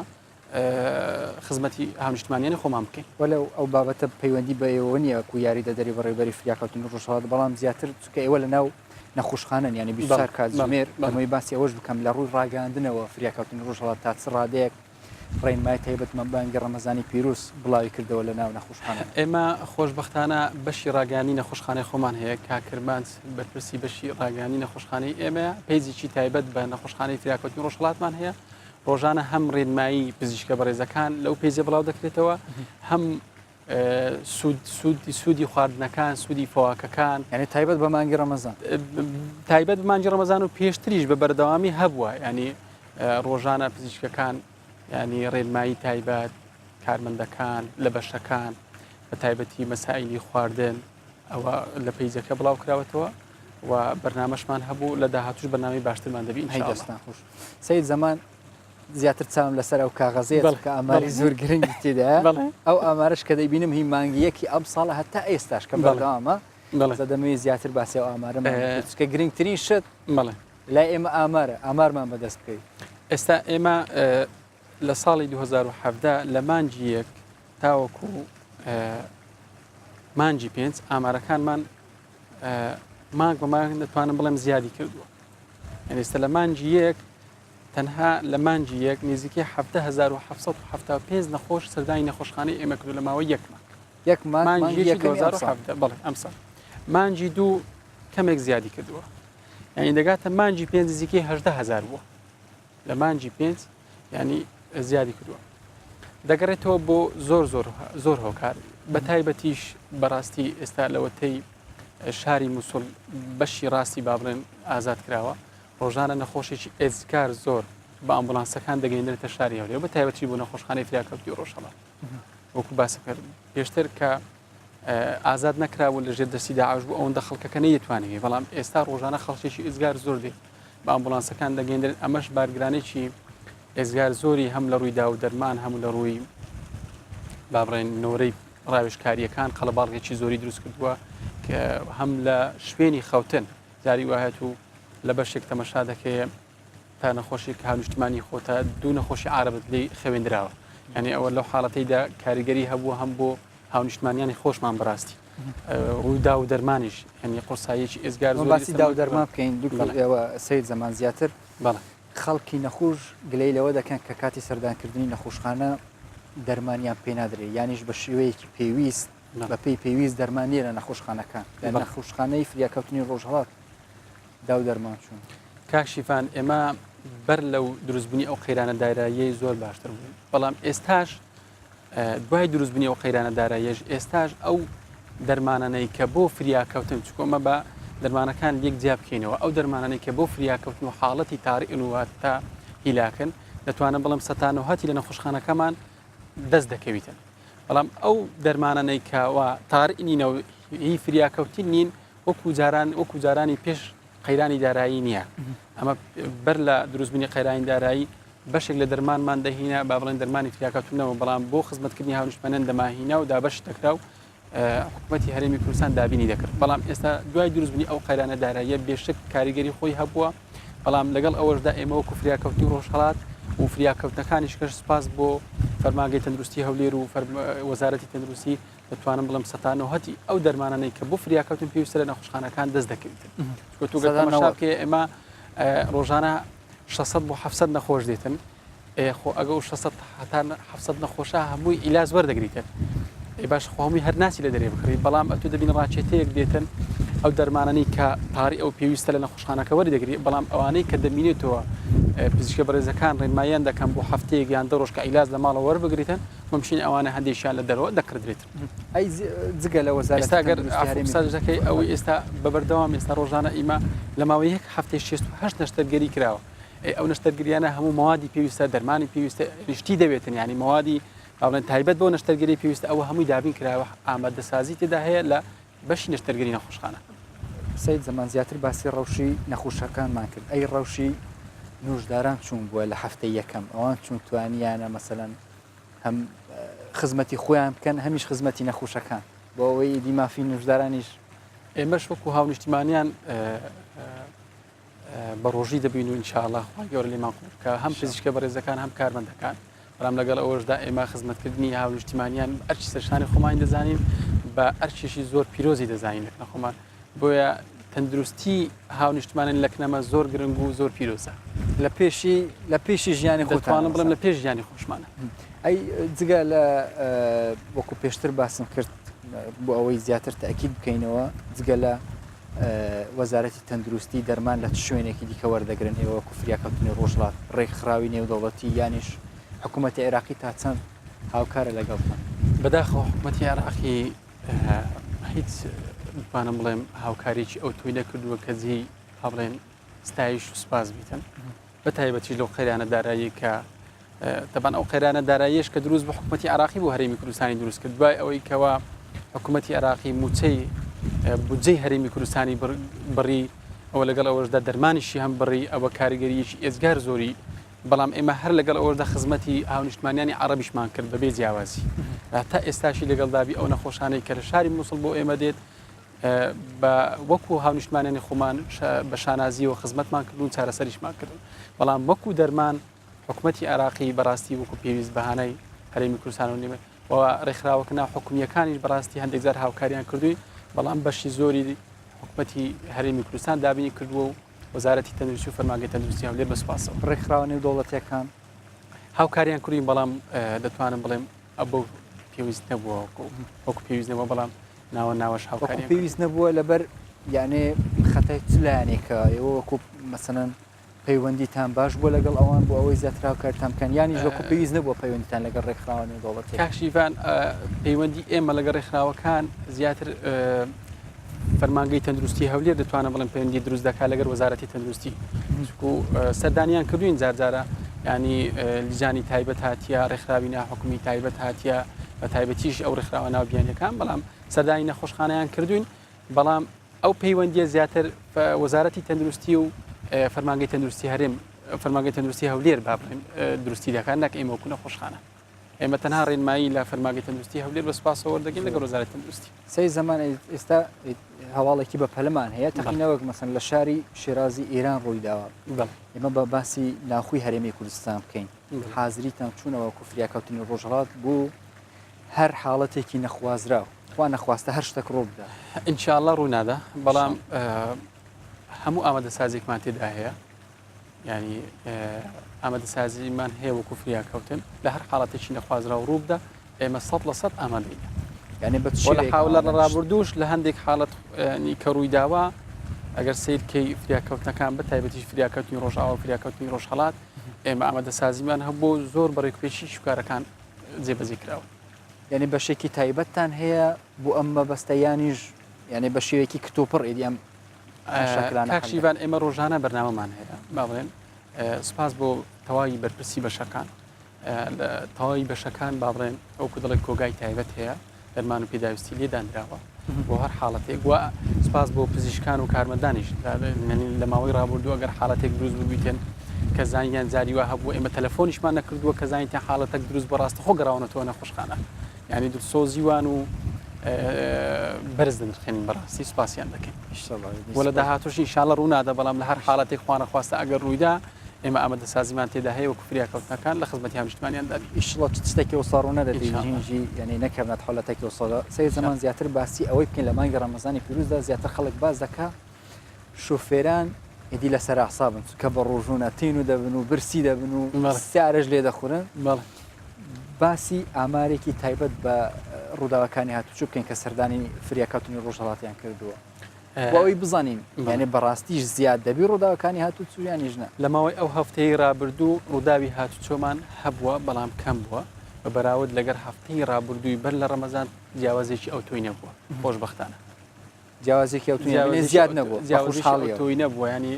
دەتوانم بڵێم هەفتەی مانجی یەکەمی ڕەمەزان هەروەکو چۆن ئەو مانگە مانجی خێر و بەرەکەتە هەفتەیەشی ئارامیش بوو تەنها ئەوە نەبیتێن وەکو دەڵێ ڕێژەی نەخۆش لە دوای فتارکردنەوە زیادی کردووە تاوەکو کاتژمێر یەک و نیوە تاوەکو کاتژمێر دوو نەخۆش هەیە زیادی کردووە لەگەر هەفتەکانی ڕابردووی بەر لە مانجی ڕەمەزان بەڵام هەفتەی یەکەمی مانجی ڕەمەزان وەکو دەڵێ چۆن مانگێکی پڕخێر و بەرەکەتە هەفتەیەکی ئارامیش بوو بۆ نەخۆشخانەی ئینشاڵڵا هەروادەیتر بن و گەمتر نەخۆش سەردان و نەخۆشخانە تەندروستیەوە بۆسترەوێت سێ زەمان ئەمە باسی ئەومان کرد زیاتر دەرمان لە ئیدی وەزارەتی تەندروستی حکوومەتی هەرێمی کوردستان وەردەگرن وەکو فریاکەوتنی ڕۆژهەڵات با باسی کوالیتی دەرمان بکەین زیاتر نەخۆش هەموو جارێک گلەییان هەیە لەسەر کوالیتی دەرمان یعنی دەڵێن بەپێی پێویست نییە باش نییە لەبەر ئەوە هەموو جارێک سەردانی دەرمانخانە دەکەم بوو کڕینی دەرمان بە سارێکی ئێژگار زۆر کاکشیڤان خۆشبەختانە دوای دروستبوونی کوالیتی کۆنتترۆل با بڵێن وەزارەتی تەندروستی دروستی کرد ئێستا ئەو دەرمانانی کە بۆ نەخۆشخانەکەمان دابین دەکرێت دەبێت بۆ بەشەدا تێپەڕ ببێت کوالیتی کۆنتترۆلی وەزارەتی تەندروستی دەیبینیتن هەموو دەرمانەکان لەوێ فەحز دەکرێن تەواو دڵنیا دەکرێتەوە کە دەرمانی کوالیتی باشن ئەو زە بۆ نەخۆشخانەکان دێت و ئەوانەشی کە بەلوزانی تایبەت لەلایەن فەرمانگەی تەندروستی و نەخۆشخانەکان دەکردرێن هەموو ئەو دەرمانانە کە کوالیتیان باشە بە کوالیتی کۆنتترۆلیدا تێپەڕیون دڵنیا کراوینەوە لەوەی کە کوالیتیەکەی باشە ئەو جاچکو مۆرێکی تایبەت بۆ وەزارەتی تەندروستی هەیە لەسەر دەرمانەکە دەدرێتن ئەو کاتە لە نەخۆشخانەکان دابش دەکرێت یعنی چاودێریەکە توندە لەوەی زۆر باشە زۆر بە سوپاسەوە بۆ بەشی کوالیتی کۆنتترۆل بەڕاستی دەورێکی ئێجگار باشیان دیتووە هەم لە دەتوانم بڵێم کوالیتی ئەو دەرمانەی کە دێتە نەخۆشخانە حکومیەکان هەمیش لە چاودێریکردنی نرخی دەرمان لە نورینگە تایبەتەکان. سەی زەمان ئیدی ئێوە یاریدەدەری بەڕێوبەری فریاکەوتنی ڕۆژهڵاتن بەڵام 24 کاتژمێر لەگەڵ پزیشکەکانن دەزانن ڕێنمایەکی باش هەیە لە بوو مانگی ڕەمەزانی پیرۆز بە تایبەتیش هەم لە پارشەی و هەمیش لە بوو بەربانگ زیاتر بەربانگ باسمێن یعنی ماشڵاش لێبی دەستەیەکی ڕێکۆپێکت هەیە نەقەڵەوی نەلاواز شتێک بخۆین بۆ ئەوەی تەندروستیمان باش بین نەقەڵەویش بین نە لاوازیش بین لە مانگی ڕەمەزانی پیرۆزیانێت تەسیرمان لێ نەکەن. من وەکو سێ زەمان پزیشک نیم بەڵام بەپێی ئەوەی کە بەردەوام لەگەر پزیشکە بەڕێزەکان با بڵێن داوام هەر لەبەرەوەش پرسیاران لێ دەکەم بۆ ئەوەی واللهی خواردن ئینسان دایمەن کە خواردن دەخواتن بە شێوازێک بخواکەوە تەسیری لێنەکە بە تایبەتی لە بۆگەدەی بە تایبەتیش لەم مانگەدا ینی خواردنی فاوەکان دوای فتار یان بە تایبەتیش کاتی بابرێن پاشی و خواردنیشی وانە خۆی ئینسان کە لە چکو لە سەری دەنوێەوە ینی کە لەگەدە دەمینێتەوە تووشی ژانی مائیدەت بکایە گەدەت ئازار بداتر فاوەکە خواردن وەکو لەو ئێستاش هاوینە وەرزی هاوینە بابرێن شفتی و بابرن ئەو فاوەکان هەم لۆ خۆم ئەوە زیاتر پاشیوان زیاتر شفتی و فاوەکان زیاتر لە خۆم دوور دەکەمەوە لە خواردن پێش هەموو شتێک میوە بەڵێ میوەکان لە هەموو زۆرەکانی زۆر باشە ئێوارانیش ئینسان کە فتار دەکاتەوە بای ئەوەندەی بخوا کەوەکو دەڵێ نەشی زوستێر نەکەبات ئەوەندەی بخۆی کە پێ دەخورێتن و خواردنەکەش لەسەر خۆبیتن بەڕاستی بە تایبەتی کە فتار دەکەیەوە ئینسان هەوڵ بدا ینی زۆر بە هێواشی ئەو خواردنەی کە دەخوا بیخواتن و لە هەموو جۆرەکانیش بخواتن و دووریش بکەونەوە لە خواردنی چەور و تیژ و تفت و ئەوانە زیاتر کاریگەریان نەبی هەر لەسەر گەدەی هەم لەسەر جسمی خوارد. نوژدارەکان هیچ بەتوان گوتێ مەسەن چ خواردنێک بخۆ تایبەت مەسەلەن فلانە خواردن لە هەموو شتێک باشترە لە مانگی ڕەمەزانی واللهی تایبەتیش لە بەربان زیاتر ئەوەندەی کە لەگەر دکتۆرە بەڕێزەکانم زیاتر میوە بە تایبەتیش ئەو میوانەی کە شلەی تێدایە بە تایبەتی شفتی و میوەکان بە تایبەتی زۆریان میوەکان زۆر پێویستە چکو لەو مانگەدا ئینسان نزیکەی ئێمە 16 ساعت بە ڕۆژی دەبین ینی 16 ساعتە تۆ ئەو جستەیە هیچی لە بۆ ناچی نە ئاو نەشلە نەخواردن هیچ شتێکی بۆ ناچی بۆیە زۆربەی بابرن ئازایەکانی جسمی ئینسانی ینی وەکو دەڵێ هیچ دەبتەوە جا بۆیە میوەکان زۆر زۆرورە لە بۆ ئینسانی و خواردنشی ئێوارانش خواردنشی تەبیعی هەمووشمان وایە ئێستا ینی ماشەڵڵا هەر ئێواران توش و برنج و گۆشت و هەر ئەوهەیە زیاتر ئێواران دەخورێتن زۆر ڕاستە ئەی ئەو خواردن چوون بێ وەکو نوژداران باسییان کردو واللهی من لۆ خۆم ئەو پرسیارم ڕۆژێک لە پزیشکی بەڕێز کرد باسی ئاو خواردنەوە پێی گوتم وتی لە بینی پاشی فتار تاوەکو پاشی و هەوڵ دەنیزیکی 6 بۆ 7 بەردا ئاو بەلایانی کەم بخورێتەوە جگە لەو شتانێت و چایی دەخۆی شەربەتە چی دەخۆیەوە بەڵام وەکو ئاو 6 بەرداغ بۆ 7 بەرداغ زۆر زەرورە بۆ هەر مرۆڤێک لە ماوەی ڕۆژکارێن تاوەکو پاشیف. سید زەمان ئەمە باسی ئامارەکانی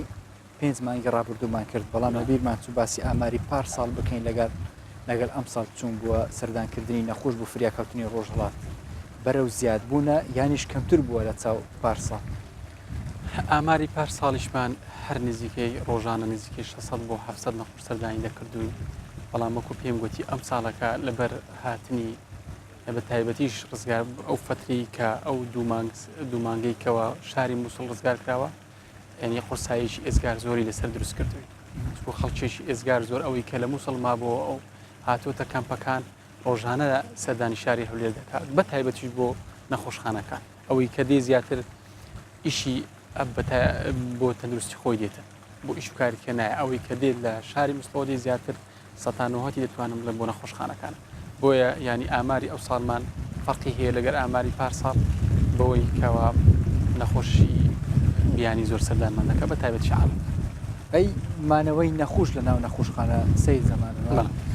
باسی ئامارەکانی هەفتەی یەکەممان کرد بەڵام لەبیر شمان چوو باسی ئەوەش بکەین مانەوەی نەخۆش یانیش دەبی بنوێنن لە نەخۆشخانە ئەو تا سڕادەیەک نەخۆشی قورس هەبووە بۆ ئەوەی بمێنتەوە لە ناو فریاکەوتنی ڕۆژهڵات. بڵێ هەر نەخۆشێک کەوا سەردانی نەخۆشخانەکەمان دەکات سەرەتا لەلایەن پزیشکە بەڕێزەکانەوە دەبینرێت جا ئەو کات ئەوەی کە پێویست بێ بخەوێنرێتن شوێنی تایبەتمان هەیە لە نەخۆشخانەکەمان دەخوێنرێت و ئەوانەی کە حاڵەتی زۆر تاڕیان لە بەشی بابرێن RC و ICU هەمانە عینایە و ئەوە چاودێری چڕ بابرێن ئەوە دەخوێنرێت و لەوێ دەمینرێتەوە وانەشی کە زۆر هیلاک نین ئەوانەی کە حاڵەتی بابرێن حادیسە و بەربوونەوە و شکان و جەلتە و ئەوانە نینە ئەوان لە نهۆمی دوم دەخوێنرێت لە ماوەی چەند ڕۆژێک ڕۆژانە دکتۆرە پزیشکە بەرەزەکان سەردانیان دەکەن ڕێنماییان دەکەن چارەسەر وەردەکەن کە حاڵەتی بابڵێن تەندروستیەکەی باش بوو دەگەنرێتەوە بۆ ماڵەوە و ئەوەشی کە لە کەمە چارەسەری تەواو بوو پێویستی بە شوێنی کەبی دەگوازرێتەوە بۆ نەخۆشخانەی ڕزگاری لەوێ زیاتر دەمینرێتەوە یان دەگوازرێتەوە بۆ نەخۆشخانەی هەولێری فێرکاری بە هەمان شێوە. باسی خزمەت گوزاری ئەمبولانس بکەین لە فریاکەوتنی ڕۆژهەڵات بە شێوەیەکە ئێستا وە چ ناوچەیەک سەر بە ڕۆژهەڵات مەسەنە فریاکەوتنی ڕۆژهەڵات خۆی دەگرتەوە تا ئەمبولانس بگاتێ و نەخۆشەکە بگەینرێتە فریاکەوتن. بابەتی ئەمبولانس ئێستا لە شاری هەولێر دوو بەش هەیە بەشی 122 پێ دەڵێن بەشی کردە پزیشکەکانیش هەیە ئەو دوو بەشە زۆر ئەکتیڤن بە هەمانجی لەگەر نەخۆشخانەکان بە تایبەتی لەگەر نەخۆشخانەی فریاکەوتنی ڕۆژهەڵات هەم کاک حازی ڕزگار وەکو بەرپرسی بەشی کردە پزیشکەکان هەم هەو کاک حازی هۆگر مەسوولی بەشی 122 هەر نەخۆشێک جاری وا هەیە لە ماڵەوە حاڵەتێکی بەسەر دێ پەیوەندی دەکرێت بە 122 ئەوان ئەمبولانسی تایبەتیان هەیە بە دەچن سەردانی نەخۆشەکەی دەکەن لە ماڵەوە ڕاستەخۆ نەخۆشەکە دەگوازنەوە بە کەمترین وەخت بۆ نەخۆشخانەی جا ئەو نەخۆشخانەی کە لەوێ نێزیکە جاری وا هەیە ئەو نەخۆشخانەیە بابن ئەو نەخۆشە لە ستوری نەخۆشخانەی ئێمە نزیکە دەگوازێتەوە بۆ نەخۆشخانەی ئێمە جاری وا هەیە بۆ نەخۆشخانەی فریاکەوتنی ڕۆژئاوا جاری وا هەیە بۆ نەخۆشخانەی فریاکەوتنی ناون چۆمە لە بیرمانە سێ فریاکەوتن لە شاری هەولێر هەیە و حاڵەتی واش هەبوو ئێمە نەخۆش هەبووە لە کەنەما چارەسەری وەرگرتووە بەڵام پێویستی بۆ بە بگوازرێتەوە بۆ قەزایەک یان یاخود ناحیەیەک ئەو بە ئەمبولانسی ئێمە هەندێک زیاد دەگوازرێتەوە بۆ قەزایە جاری واش هەیە لەگەر بە هاوکاری بە هەماهەنگی لەگەڵ کاک حازی ڕزگار و یان کاک حازی هۆگر ئەوە داوایان لێ دەکەن ئەمبولانسمان دەدەنێت بە ئەمبولانسیوان و کارمەندی تایبەتشی هەیە کارمەندی تەندروستی دەگوازرێتەوە بۆ ئەو شوێنەی کە پێویستە. ئەی زیاتر باسی ئەو حاڵەتانە بکەین کە لە ناو ئەمبولانسەوە یعنی حاڵەتیان زۆر خراپبوویانیش وفاتیان کردن لە ناو ئەمبولانس بە تایبەتیش لە مانگە ڕەمەزانی پیرۆزدا چی ئەم ساڵ یانیش ساڵەکانی ڕابردوو حاڵەتیوامان هەبووە نەمان بووە وەکو نەخۆشخانەمە حاڵەتیوامان بەسەردا نەهاتوە یعنی ئەو بەس ئەمە دەمەوێت لێرەوە یەک ینی ڕێنمە پێشنیار و ڕێنمایی بدەمە هاوڵاتیانی خۆشەویست داوان لێ دەکەم لە هەر حاڵەتێ کەوا لە ماڵەوە تووشی کەسێکیان خزمێکیان ناساویکان تووشی هەر حاڵەتێکی نەخوازراو بوو یانە خۆت شوفێرە بەڕێزەکان دەبینێت و لە شەقامێک دەڕ لە حاڵەتێک حادسەیەکی سارداوە چەند کەسێک زامدار بووینە لەو حاڵەتە داوان لێ دەکەم ڕاستە خۆ پەیوەندی بە 122 بکەن 122 ڕاستەخۆ پەیوەندی پێوە بکەن لە کەمترین کاتدا ئەمبولانس و کارمەند و پزیشکی تایبەت دەگاتەکەنیان بە شوێنەکەی بە داقیقی پێ بڵێن بە شێوەیەکی زۆر جوان و ڕێک و پێک و تەندروستیانە دەگوازرێتەوە بۆ نەخۆشخانەکە. ئەی پەیوەندی نێوان هەم ئامبولانسەکان لەگەڵ هاتوچی هەولێر چوونە بۆ ئەوەی زیاتر ڕێگەیان بۆ بکرێتەوە بە کەمترین کات نەخۆشەکە بگەینرێتەوە فریاکەوتنی ڕۆژهەڵات و بە نەخۆشخانەکانیش بەگشتی. بەڵێ ئێستا دەبینین شەقامەکانمان قەڵەباڵغ بوون بەڵام سوپاس بۆ برادرانی پۆلیسی هاتوچۆ بەڕاستی هاوکارمانن ینی بە بەردەوامی لەگەڵمان لە حاڵەتی پێویست پەیوەندیمان پێوە کردوون یاخ زانیتیان جاری وا هەیەتون ئەمبولانسێک دەڕواتن دەنجی بابرێن ئەمبولانسەکەی دێتن ئەو ڕاستەخۆ بەبێ ئەوەی پێ بڵن یاخود ئاگداری بکەنەوە زوو هاوکاری کردن و ڕێنمایی کردوون ئیشەکەی بۆ جێبەجێ کرد و سپاسیان دەکەن یعنی پەیوەندیان باشە بێت بۆ زیاد زۆر باش دەستیان خۆشی سپاسیان دەکەن جاری واشە بۆ من دەمێ ئەوەش بڵێن بەڕاستی ئەو پۆلیسانەی کە لەسەر شەقامەکانن پۆلیسی فریاکەوتن زۆر جاری وا هەبوو حاڵەتی پێویست هەبوو ئەوان بەسارەی خۆیان گەیاندیکانە نەخۆشخانەکانی ئێمە یعنی بە سوپاسەوە چەندین حاڵەتی و ڕۆژانە ئەمە دەیانبینین و ینی سوپاسیان دەکەین لە گەڕەکەکان لە شەقامەکان حاڵەت دروست بووە بەسیاری خۆیان ڕاستەخۆ گواستیانە بۆ نەخۆشخانەکانی ئێمە. سەی زەمان ئەمە باسمان کرد لە مانگی ڕەمەزانی پیرۆزدا زیاتر ئەو نەخۆشانەی سەردانی فریاکەوتنی ڕۆژهەڵاتیان کردو ئەوانە کە مەشاکلی گورچیلیان هەیە کلیە ئەی بەگشتی لە هەرێمی کوردستان زیاتر چ نەخۆشیێک بەربڵاو بوویتەوە لەم ساڵانەی دواییدا ئەوەی کە ئەو نەخۆشانەی بە حکمیەوەی چکە من ئۆکوتم پزیشکنی بەڵام بە حکمی ئەو خیبرەی کە هەمە لە ناو فریاکەوتنەکان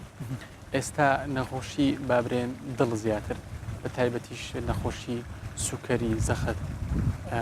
ڕێژەکەی زۆر بووە ڕۆژانە خەڵکیێکی زۆر سەردانمان دەکەن تووشی نەخۆشی سوکەری بوونی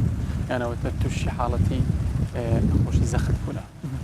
ئەو حاڵەتە زۆر بەربڵاو بوو بە تایبەتیش سوکەری یعنی سوکەری بە دەرەجەی یەکەم دوای زەخت بڵێ دیویدۆری ئێزگار زۆر ینی ڕۆژانە کە سەردانی نەخۆشخانەکەمان دەکا با بڵێن مەشاکری سوکەریان هەیە زیاتر گەنجن ئەوانەی تووشی شەکرە بوونە لەم ساڵانە دایانیش بە تەمەنەکان زۆر گەنج نین زۆر بە تەمەنیش نین توش دەبن بۆ ڕێنمایم بۆ هاوڵاتیان بە تایبەتی لە خواردن و بە تایبەتی لە خواردنیشی لەمەنی زۆر ئاگاداری خۆیان بن و داواشیان لێ دەکەن بەڕاستی هاونیشتیمانیان بە بەردەوامی یعنی کودڵێت پشکنینی خۆیان بکەن لە ماوەی 6 مانگزارێک 3 مانگزارەی زۆر گرنگە بۆ هەر هاونیشتیمانیەک پشکنی تایبەتی خۆی بکە لە نەخۆشخانەکان پشکنین هەیە هەموو فحسێک هەیە دەتوانین بێ فحسی خۆی بکە 6 مانگزارێک 3 مانگزارێک بێ سەردانی پزیشکی بەڕێز بکاتن لەلایەن پزیشکە بەڕێزەکان و ڕێنمایی وەربگریتن بۆی فاسەکانی خۆی بکە بۆی ئاگای لە تەندروستی خۆی بتن و لە کاتی خواردن وش خواردنەوە لە هەر حاڵەتێک وەکو دەڵێ ببێتە پزیشکێک بۆ تەندروستی خۆی نێوەکی سێ زەمان بە حەسکردنی دوو خواڵێت گەلێکی گرنگ بوو وەیەکی کو تەندروستی ئەمە گەلە باش بوو تایبەتیش هەیە ڕەمەزان دەوە یەکەم مەزیدەتر ئاگە شوێ خواردنی هەبێت ئەوە ئەم خوین تایبەتیژی شیرینیەوە چونکەوەکی سێ زەمان بە حەسکرد هەم شەکرە سوکەریت نەوە هەریما کورسانە گەلێک بەر بڵاوی هەمژی زەخت یعنی کو پەستان نەوە هەریما کورسانە گەلە بڵاویە نەوە هەیە ڕەمەزانی دەوە زیاتر خەڵک شیرینیەوە گەلە خۆت دەوە بوو دیر بینش نەخۆشیە شەکرێ ئەف تشتیان دخوینی شیرین بڵا ڕێژەکەەوە کێم بێت سەنەم بوو نمونە ئەگەر بەخلاوە بتەم یعنی ڕێژەکە کێم خوین خۆڵە دوێژوەکی سێ زەمان بە حەسکریە دیزەتر یعنی بوو تەندروستیەکە باشتر ئەم زێدەتر باسی وەرزش بکەین بۆ ئەوەی لە بیرم نەچی بە شێوەیەک تەندروستیەکی باشمان هەبێت وەرزش چون بکەین لە مانگی ڕەمەزانی پیرۆزە وەرزش پێم وایە ئەمن لۆ خۆم مانگی ڕەمەزانە وەرزشم نەکردیە بەرنامەشم کە لە مانگی ڕەمەزان دەست پێکرات وەرزش نەکرد نەمکردووە تا ئێستاکانە چکم ڕۆژانە زۆر ماندوین بە تایبەتی لە دەوامیشین هەموو ڕۆژ لە داوامین بەیانیان بەڵام وەرزش زۆر پێویستە بۆ ئینسان هەر مرۆڤێک ڕۆژانە ساعاتێک بەلایانی کەم پێویستی بە وەرزش هەیە بەلایانی کەم یانە تۆ بکری ئەگەر نەشتانی ینی لە هۆڵەکان یان لە ماڵەوە ساعاتێک زۆر پێویستە بۆ هەر مرۆڤێک وەرزش بکاتن بە باسی فێرست ئایدیا بکەین یانیش هەندێک ڕێنمایی بوو فریاکەوتنی سەرەتایی بۆ ئەوانەی مەسەن لە ماڵێت تووشی حاڵەتێک دەبن پێش ئەوی مەسەن پێویست بەوە بکە مەسەن پەیوەندی بە 122 بکەم بوو خزمەت گوزاری ئامبولانسیانیش بگەینرێتە نەخۆشخانە چین ئەو حاڵەتانە زیاتر خەڵک توش دەبن و فریاکەوتنی سەرەتایی بۆ ئەنجام بدرێت بڵێ حاڵەت زۆرە دەبینی ئینسان کە لە ماڵەوە تووشی حاڵەتێکی نەخوازراو دەبی خوانەخواستە دەست بڕینەکە خوانەخواستە دەبینی بەربوونەوەکە سەرشکانەکە هەر حاڵەتێکی لەو حاڵەتانە کە دروست دەبێتن زۆر بهیمە وەکو پێم وتی سەرەتا پەیوەندی بە 122 بکرێتن بەر لەویش بەڕاستی وەکو دەڵێ شتێکی سەرەتایی بۆ بکرێتن ئەوانەی کە پێویستە ڕاگررتنی ئەو خوێن بەربوونە ئەگەر لە دەستەی بیتەن ینی شتێکی بۆ بکرێت تاوەکو دەگاتە بۆ نەخۆشخانە زۆر گرنگە بەڵام هەر ڕێنمایەکیش ئەگەر لە ژێر چاودێری پزیشک نەبێتن پێم وایە خراپەی زیاتر دەبیتەوەی کە لە باشەی هەر ڕێنمایەک کەوا پزیشکەکان دەرینەکان پێم وایە کاریگەری سەربی دەبێتین لەسەر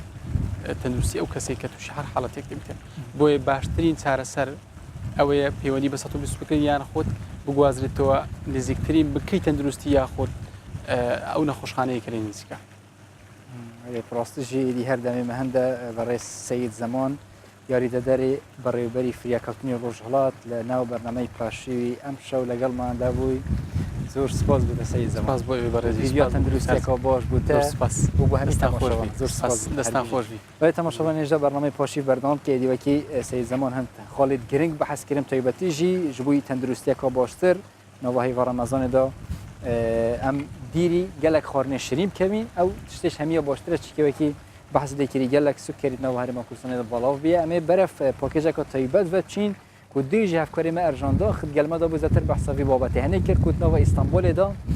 ده اینیا یکم یا هیوا رمضان پیروز دا جلین پیغمبر اسلام صلی الله علیه و محمد تین نشاندان لجهه که طیبت کو لهمی بازار و بازار کندن جین ترکیه سردانا استانبول کن جبوی دیتنا وان جلو برگ و هر وقتا کلو پلین طیبت پیغمبر اسلام محمد صلی الله علیه و سربن اما برف پاکیجی و بچین کابزانین بچه و کی خلکی به جوش و خروش و کیف و ادی روندک جی سردانا استانبول کن جبوی دیتنا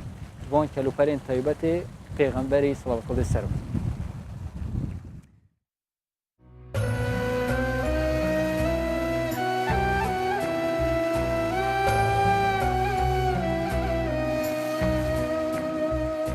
خرقای شریف آنگو جلی حضرتی محمد لستانبول جبو دیتنا خلقی هات نشاندان. به هزاران مسلمان جبو دیتنا امانت پیروز بری خدان مزگفت خرقای شریف آل فاتحه. دما سردان گلک کس گریان. حلبتن geldim savaştan geldim. دما من هرخای شریف دید از کلوگیری بوم. جارا یکم من افجل پیروز دید. از جهل بی جبر شر رویام. و من دعا کر کو شر بقده. دا کو ام دگل زاروکن خو بگرن ولات خو. Çok güzel. Çok içim kop. گلکی پیروزه بلا همو مسلمان ورن وی دری ببینن. بلا خودی لآخرتی جی دیتناوی نصیب ما بکه.